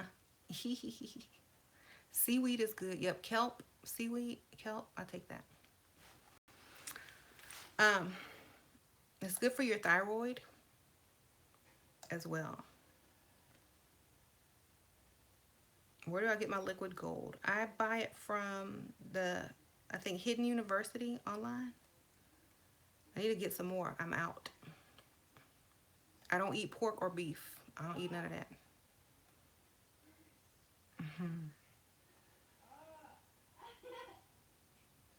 Yep. So, you know, make sure you're smart when it comes to things like that. Uh, I heard liquid gold is bad for the brain. Really? I mean, it's not bad for the brain. Actually, it's good. It helps speed up um, the electricity in your body, and your neurons fire faster so you can think faster. So it's good for your brain.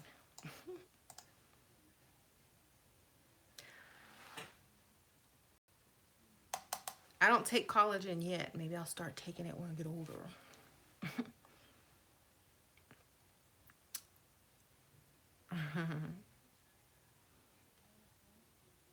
Yeah, so I take all that stuff because, I read about it. It's good for you. Um, it's better to be preventative than to have to be in treatment. You know, that's why I say be the cause of your future so that you can get the effects you desire. So, you can sit up here and eat a bunch of bad things, smoke, drink, do all these bad things and don't do anything to prevent illness or, um, you know, your body responding negative to any of these things. And then when you get sick or whatever, then you have to go to treatments or take medications that's going to ravage your looks or your health even further or your organs. That's why I say be preventative. Get on some vitamins, get on some supplements, get on something to prevent all this stuff. Live life on purpose. That's why I say if you're going to be picky about a man, you need to also be preventative about everything else. Do I think weed is bad? I don't smoke weed, and I would never date anyone that smoked weed.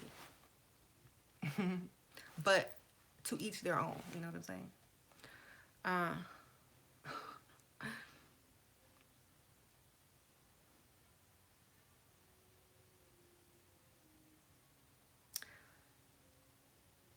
I mean, if weed is used in a medicinal sense, yes. But if you're abusing it and smoking it every day just to escape the sad life that you have, it's not. I don't think it's good for that reason. Because then you get used to it and you can't even live without it because being high is your normal, and then when you come back to reality, you feel depressed. Okay, you shouldn't live life like that. If you need weed, it's not good. If you use it like medicine, okay, we understand. But if you need weed to function because your life sucks without it, then that's a problem.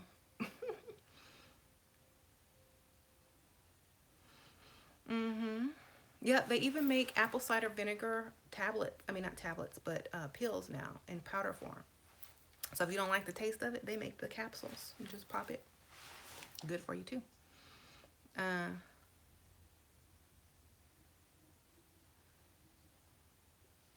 so, you know, if popping a few pills a day, supplements a day is going to save you in the future, great. It's better to do that. Um,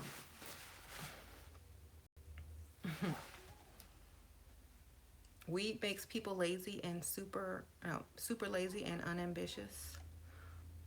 Hmm. Yeah, that's why I would never date anybody that did it. Uh,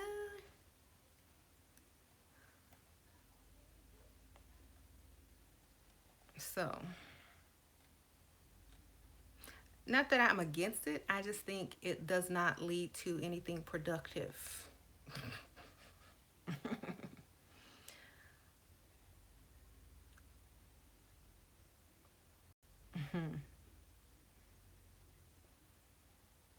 So, too much weed binds reality. Yep. Do I juice every day? No, I used to juice every day. I have a juicer. Um, but I got tired of cleaning that stupid juicer. Now they sell it. You can buy the naked juice, or you know those juices that are already pre-made in the store. So I buy those sometimes. But I drink a lot of water.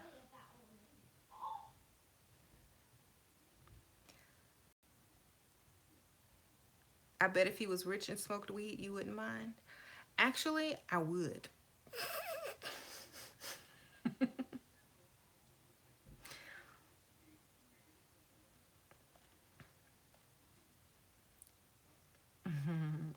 I would mind because like,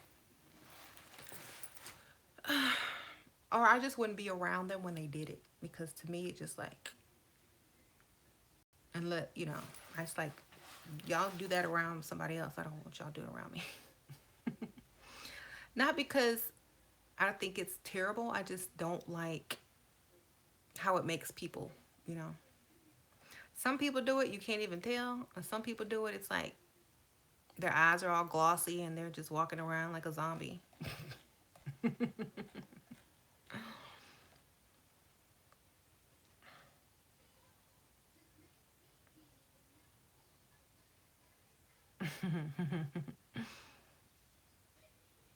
And some people do it just enough, a little bit, and then they're good. You know, they're the ones that are in control of it who don't walk around in a daze like a zombie.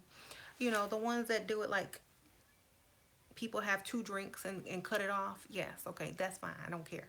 But those people that have to have it every day and it's a habit and they can't live life without it, it's you know, that's a problem.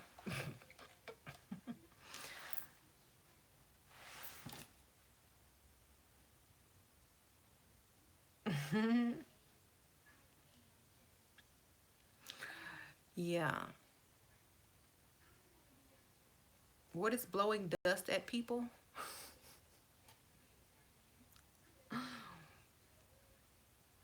Like they did on Smooth Criminal?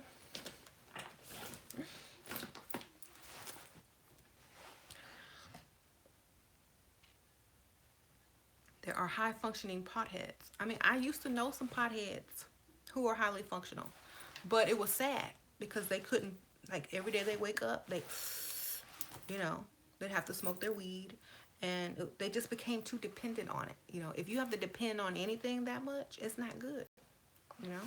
Like, when I wake up, I don't have to have coffee. When I wake up, I don't have to do this. I don't have to do anything. I'm free without a habit, you know?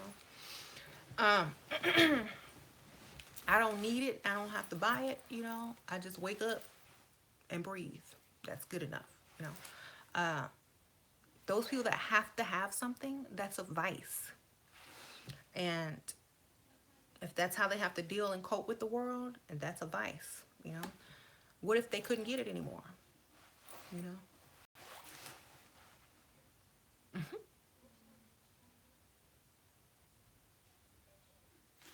Yeah. Some people, yeah, like the people, the Rasta, they take it as a sacrament, right? It's like, you know, how Catholics take the little bread. a little sacrament. That's their religion. So it's not my religion.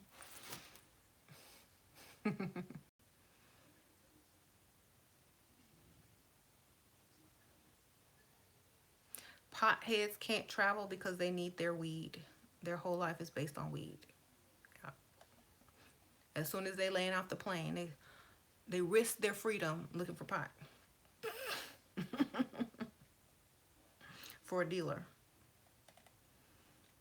I mean, they risk their freedom, their records. I mean, that's not very smart.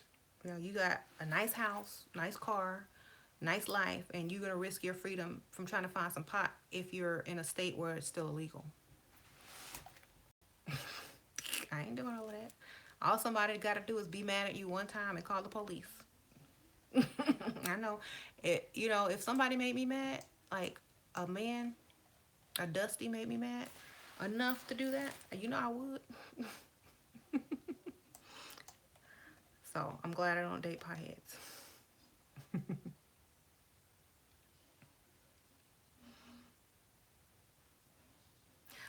Weed might not be as bad as alcohol health-wise, but it kills ambition and dreams and goals and relationships.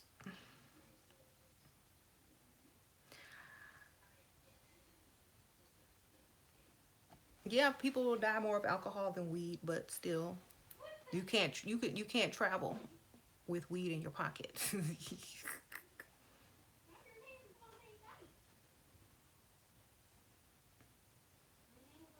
Now, if you're in a state where weed is legal, I still wouldn't date you.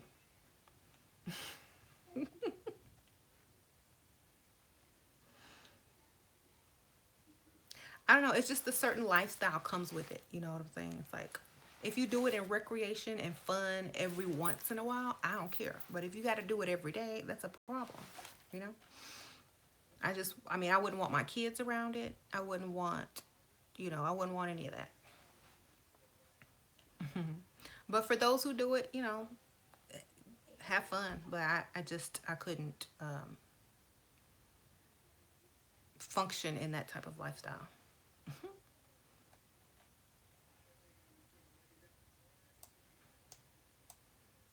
It slows down my ADD. Well, I said if you take it for medicine, that's fine. But if you got to have it every day because you're addicted to it, I'm just saying I don't like how it makes people. Okay? I don't like being around potheads. Let's just say it.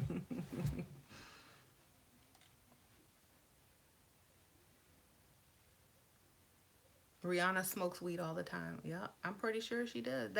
But that's where she's from. She's from the islands. That's what they do down there. I don't date people from the islands because that's what they do. They smoke the weed.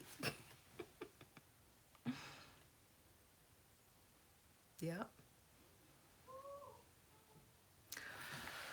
Rihanna Snapchat.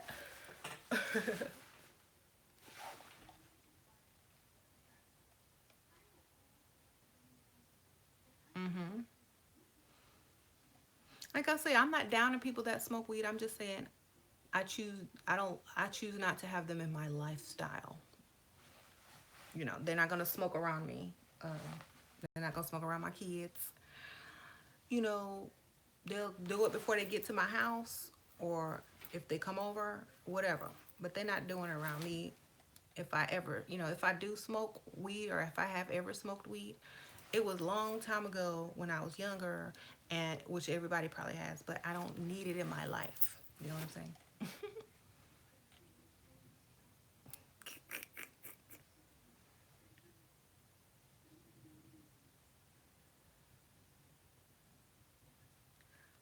Uh-huh. And think about it. You know, if you have a goal and a focus and you need to get it done and you have kids and stuff like that, you live in the suburbs and blah, blah, blah, blah, blah, blah. Weed does not play a big part in your life. Okay? I have a different lifestyle than a lot of people, so I don't really need weed. Okay? Um, So, you know, if I struggled, if I had to work and raise a bunch of kids by myself, and you know, if I had ADD, if I had all this, maybe I would need some weed, but I don't need weed.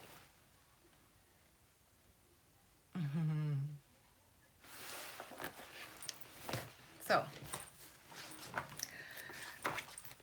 yes, we have Starbucks here. Our weed is Starbucks. Okay. Um.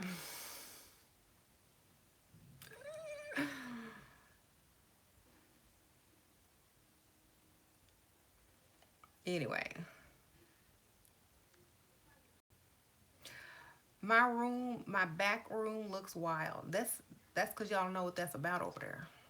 This is not just a room. Okay.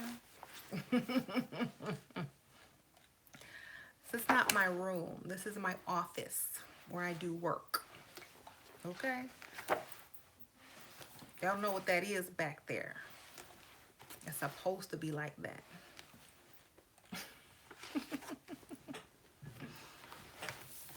Okay. My bedroom is very classy. My downstairs is very classy. It's very well put together. This is my office where I do work. Okay.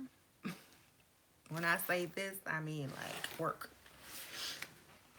Um, so that's what I said. A lot of people don't understand a lot of the things that I do, but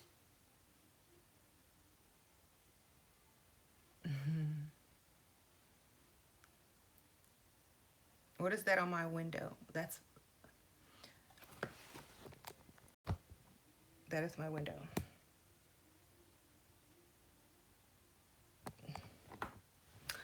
Okay.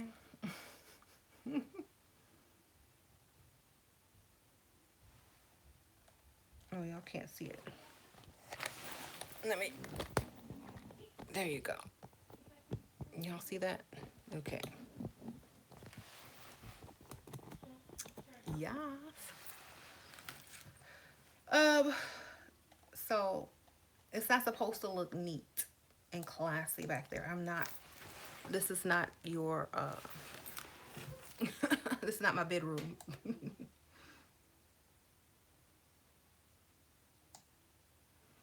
Mm-hmm.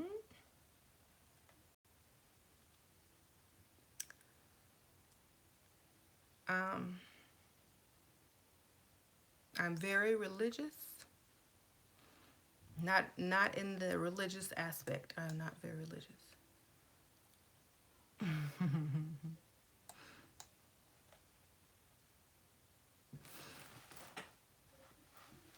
Clear out the room and add nicer things. Okay, why don't you send me some nicer things? I'll add them.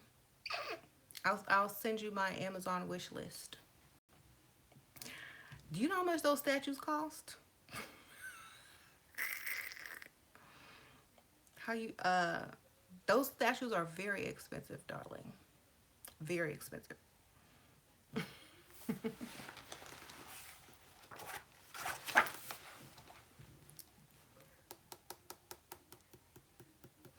I'll just leave it at that. Okay.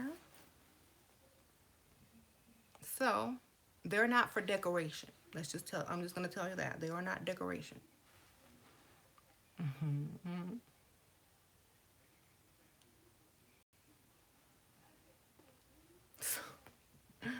Someone says, you're worried about my decor, but you don't have life insurance. Mm-hmm. Yeah. Gods are man-made concepts. Of course, I already know that. You're preaching to the wrong person over here.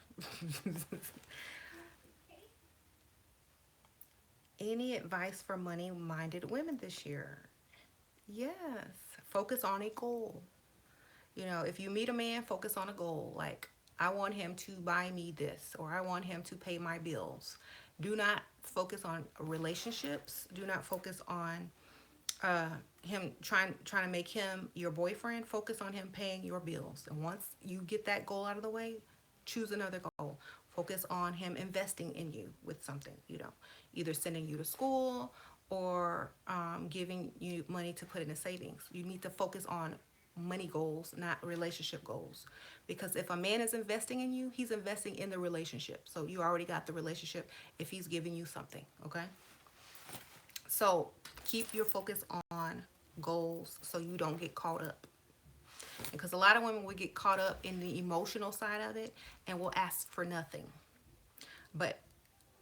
And then think that this man is their boyfriend when the man has invested nothing, okay? So keep your mind on the money and the goals. Don't keep your mind on, does he know me well enough? Oh, does he feel connected to me? When a man invests money into you, that's how he feels connected to you until he can sleep with you. Okay?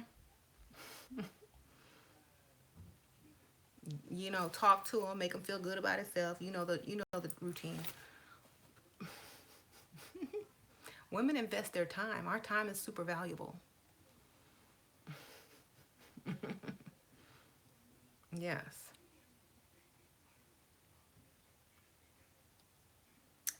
So, our time is very valuable.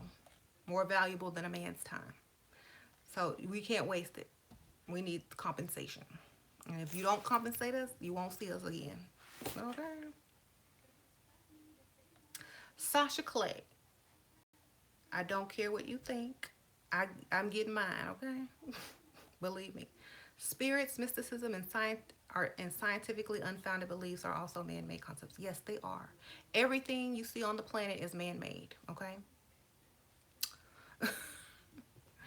Everything on the planet besides nature is man-made, okay? um,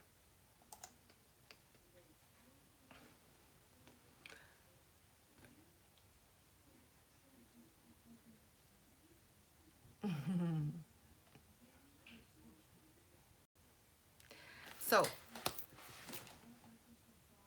I don't have any ghost stories. Not for this channel, anyway. So, yes. Thank you.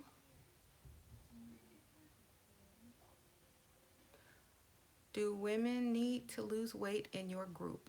You don't have to do, we don't ever tell people to lose weight. That's up to you. You know what I'm saying? But once people get in the group, they lose weight anyway because they see all these other ladies leveling up, getting into these cute dresses, getting paid trips and nice restaurants and fine dining. Subconsciously your mind says, well, damn, if they're getting all that, they're not that much smaller than me, or, that's only 2 sizes away, or that's only 4 sizes away. They make up their own mind to do that. We don't tell them to lose weight. That's up to them. We don't care. If they want to lose weight, if that's what they feel like they need to do, that's what they do. But we do suggest, some type of major makeover, things that you can change with quickness, like hair, makeup, and clothes choice. Yes, we do suggest that, but it's up to you to lose weight. But if you do want to lose weight, there are lots of women in the group who are dieting, and they can give you tips and, stuff like that that they're doing.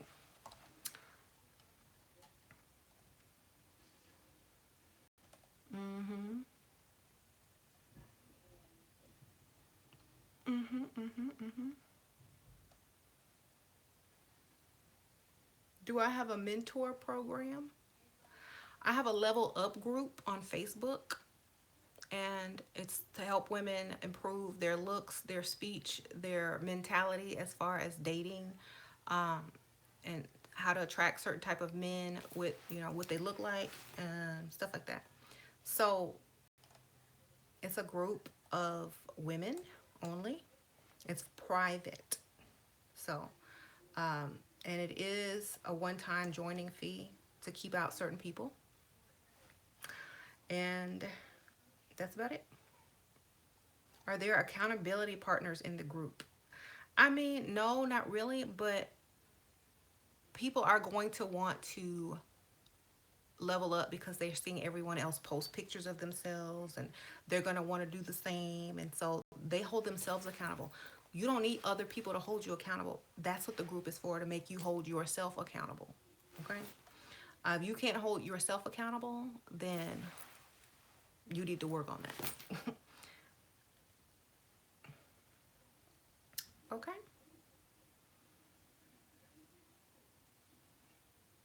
I'm 5'9". I'm 5'9" too.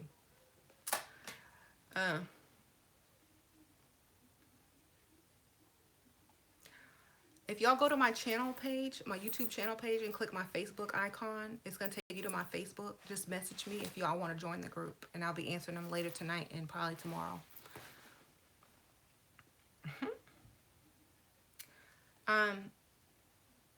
Have any of your women with children in your group been able to level up? Oh yeah, a lot of my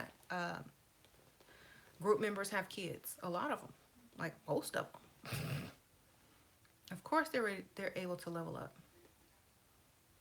But I teach the same thing on the channel. Don't tell your dates that you have kids unless it becomes serious, you know, because men treat you different.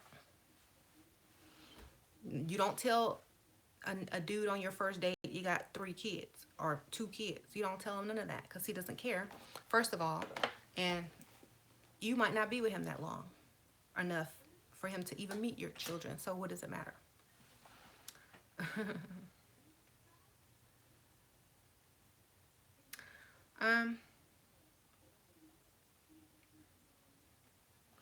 I want to date, but I'm still caught up in my TF. I don't know what TF is.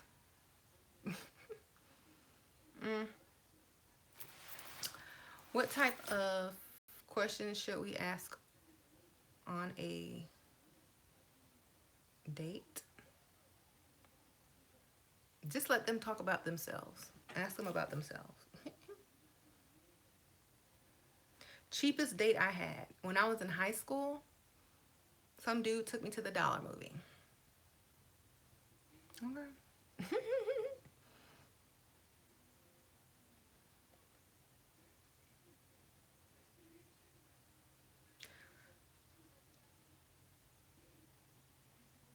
How come women want to strip us away from our passions? Shady, from our passion? Well, if your passion is like something that you do and don't get paid for, and you got them pregnant or you're with them and you can't afford to do anything, they want you to make some real money. So if your passion isn't making you money, then maybe you need to strip yourself away from,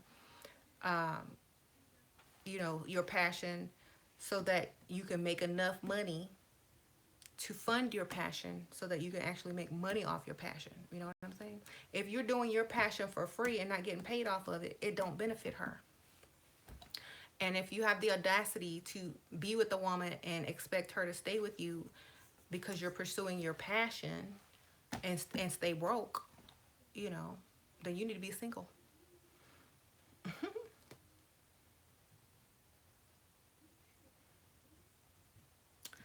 Okay.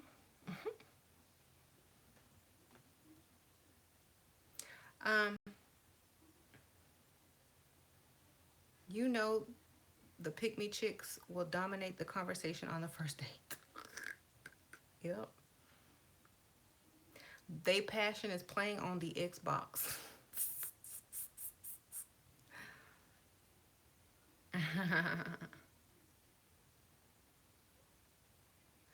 The only passion a man should have is to make lots of money.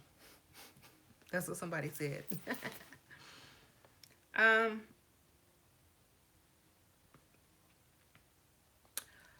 don't, you know, I couldn't be with a man who had passion but didn't have no money.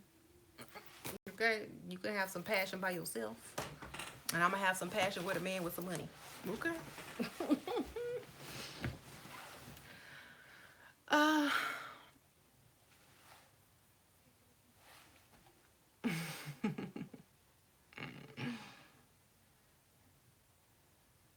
are there any ugly women that really cannot find a rich man? Has anyone been honest that they look busted and will not find a rich man looking like that? Okay, that's why we have the level up group, because any woman can look decent. Okay, she might start off as what some people would explain, not cute or ugly, but with enough, you know, self care, makeup, hair, anybody can look good.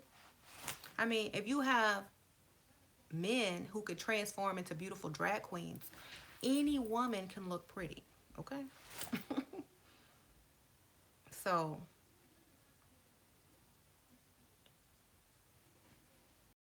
yes.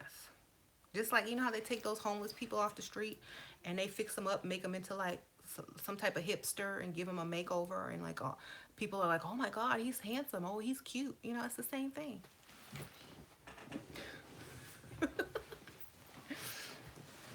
So anybody can level up. And just you just have to want to do it.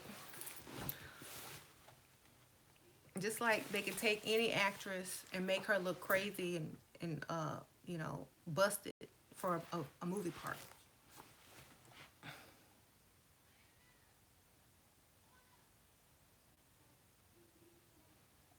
Western women mentality is wrong. Home mentality. Home mentality is what got you medical, alchemy, and everything else you have.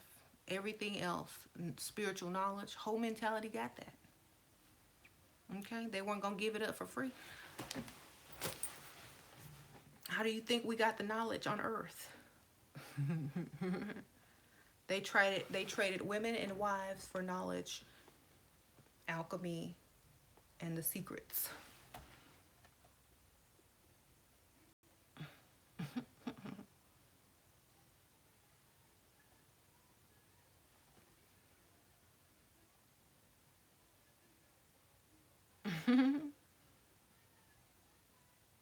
What are spiritual ways not to get attached?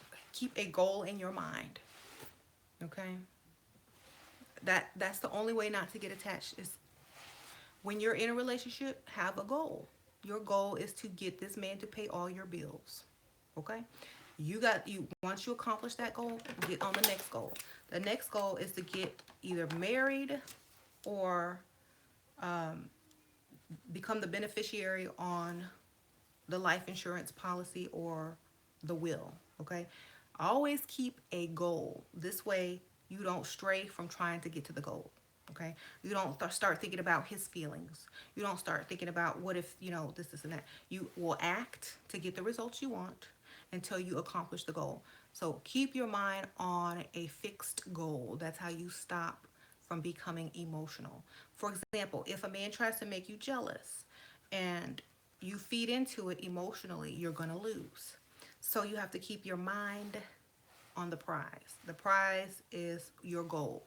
The goal could be, I need him to pay all my bills. I need him to pay for my school. I need him to invest in me. I need him to give me this much money a month. So I don't care. I'm not going to act jealous. I'm going to be like, oh, you know what? Um, that's really nice. You know, um, so you know, I guess I'm going to need, you know, my tuition is due in like 2 weeks. So, um, you going to help me out? Or, you know, I can't work anymore because I'm always sexually harassed by my bosses. So I'm going to really need you to help me pay my bills. You know, have your focus. Don't care, you know, because once you get your goals taken care of, you're not you're not messed up in your mind about emotions.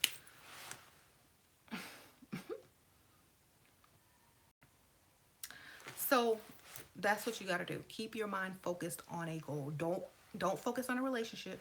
Don't focus on, oh, is this going to be my husband? Don't focus on none of that. Okay?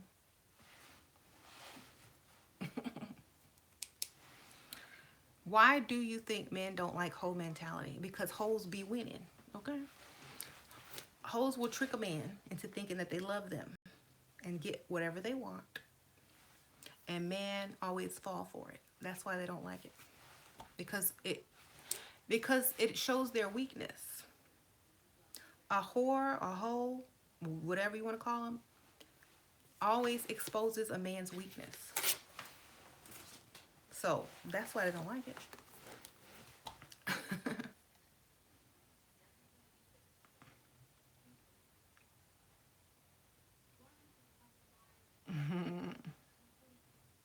So think about it.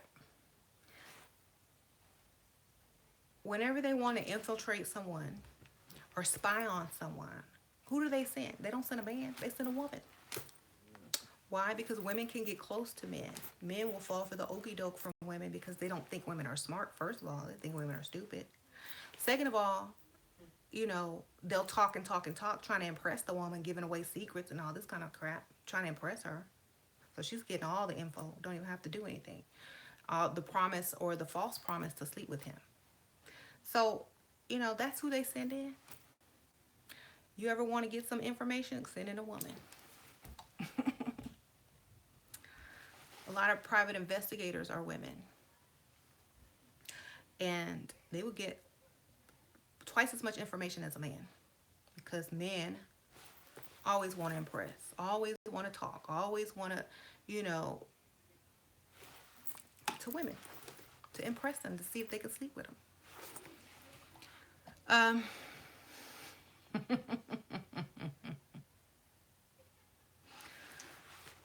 Yep. So,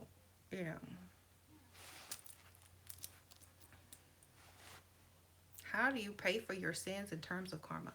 I don't pay for nothing. I make everybody else pay for it. I transmute it. I reason it away. Because it's not what you do, it's how you think. There you go. It's not what you do, it's how you think. So, if I don't feel guilty about anything that I've done, then I have no karma.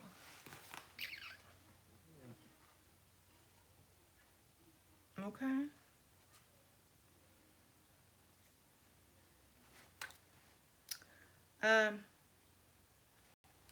So, yeah.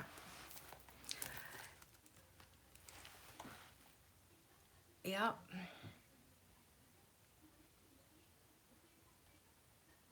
So if you are worried about karma and if you don't feel guilty about something, you really don't get karma for it.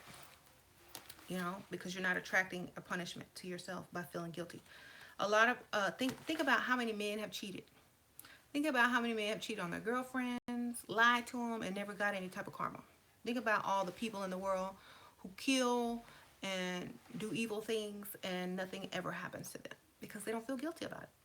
If you don't feel guilty about something, you're not going to attract the karma for it. Now, if you do somebody wrong and they get revenge and kill you, that's not karma. That's cause and effect. Okay, that's okay.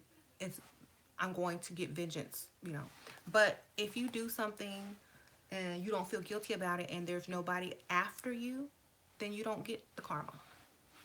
Okay?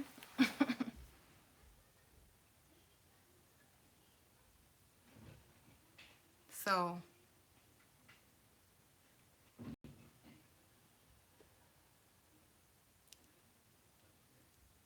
yes. Someone says they chew karma bubblegum. Yeah, I was talking about the Book of the Dead earlier in the video to show you guys about how the Egyptians used most of their life preparing for the afterlife, preparing for death, and that a lot of most of them wore wigs and makeup. So when you get a spiritual or a dusty man saying you don't need makeup, you don't need wigs, but got an Ankh tattoo on them, they're being hypocritical. So, just saying, if the very ancient Egyptians who brought most of our knowledge, believed in certain things, wore certain things, why is it considered so bad today? That's what I'm saying. They had time to focus on their spiritual life, you know, they lived in abundance. Minerals, gold, wigs, makeup, you know. So people who are saying it's bad to improve yourself, to wear certain things, and to only think about gold, like gold diggers. I mean, think about the ancient Egyptians. They had everything. And their focus was more on spirit, but they weren't lacking anything material either. Okay? So that's what I'm saying. A lot of women and a lot of religions will say, oh, it's a virtue to be poor and you'll get your riches in heaven or the afterlife.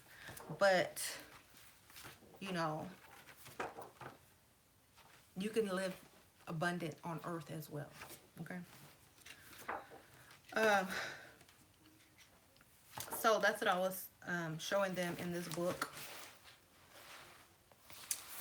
It's very good. It has like photos and all the stuff like that. See, all their statues were gold. Not all of them, but a lot of their statues were gold, and they wore lots of gold jewelry and stones and makeup and wigs and stuff like that. You see? Very smart, very spiritual.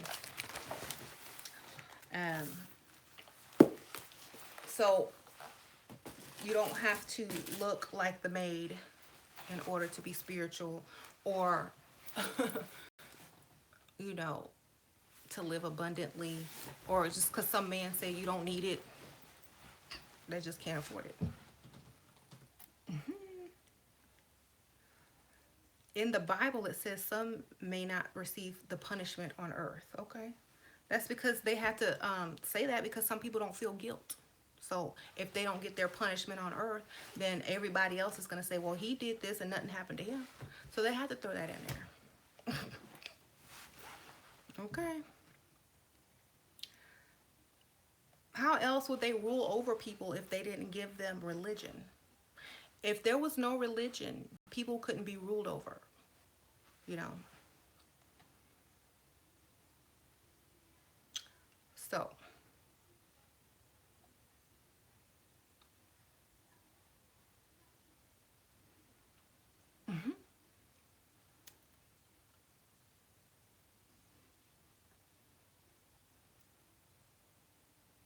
how much alone time do you actually get to meditate and just be? You seem always busy.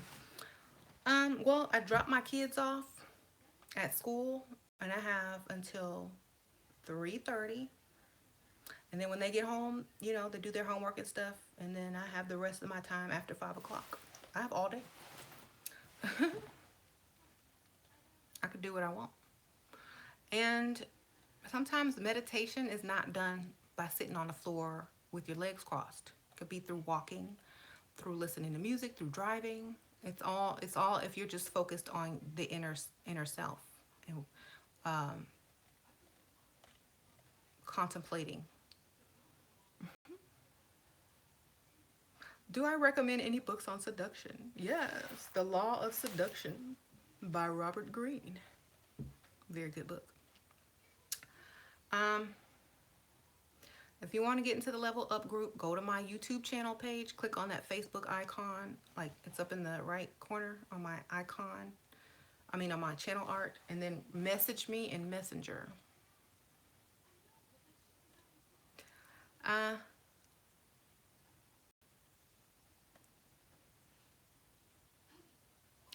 But a lot of men are upset because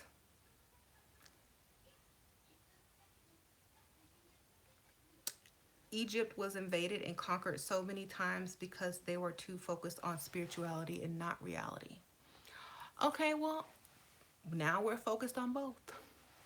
I'm focused on reality and my spirituality, and nobody's going to conquer me. You know, that is true. They were invaded. They were very trusting.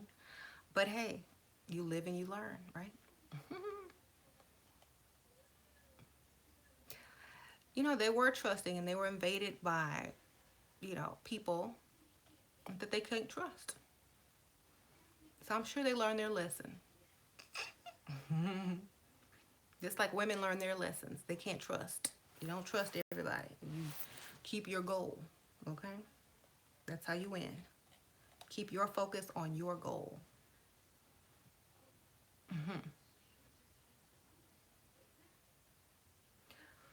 The Holy Grail. uh,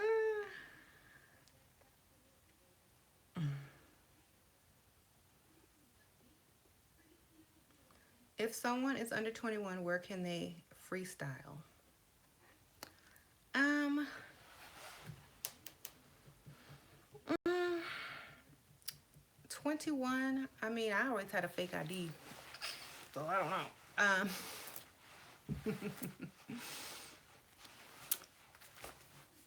I really don't know. I never had to focus on that. Maybe a restaurant, you know, near the bar area. You know how they have the really nice restaurants with a bar area, and then you have the little side tables. I think you can sit at the side tables, but you can't sit at the bar if you're 21. So I think you can sit at the side tables. Try that. If you're 16, oh, if you're 18, yeah. But if you're younger than that, if you're like a teenager, I mean, I don't know.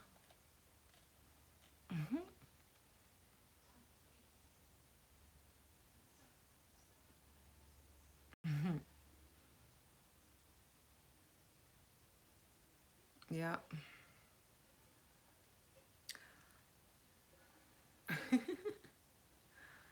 I've had a fake ID since I was 15, so I don't know what it's like not to be legal.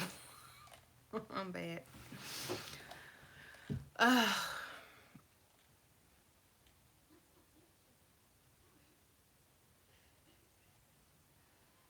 I bought some girls' license that looked like me when I was 17 in college. Oh, that's cool. That's a good idea. Find someone that looks like you and borrow their license. Do I ever want to work again? Not as a mortician, but maybe as a chef. Do you ever get bored at home? No. I do not ever want to work for anyone else again. Ever. Ever, ever, ever. I get paid pretty much to do what I do now at home. I don't have to work for anybody anymore. So never want to work again.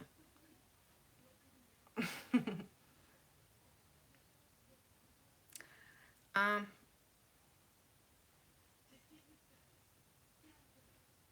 the Book of the Dead. What is it about? Ooh, I guess y'all are just joining. It is an ancient. These are ancient texts from ancient Egypt, and they're rituals and spells that the Egyptians used to do over their dead bodies to prepare them for the afterlife. And if you read in it, a lot of them are you'll recognize a lot of it because the Bible plagiarized a lot from this book. So it's old. Why did I stop being a mortician? Because the people I worked with, every home, and so after the last time, I was like, I'm done. I'm just gonna go find a job.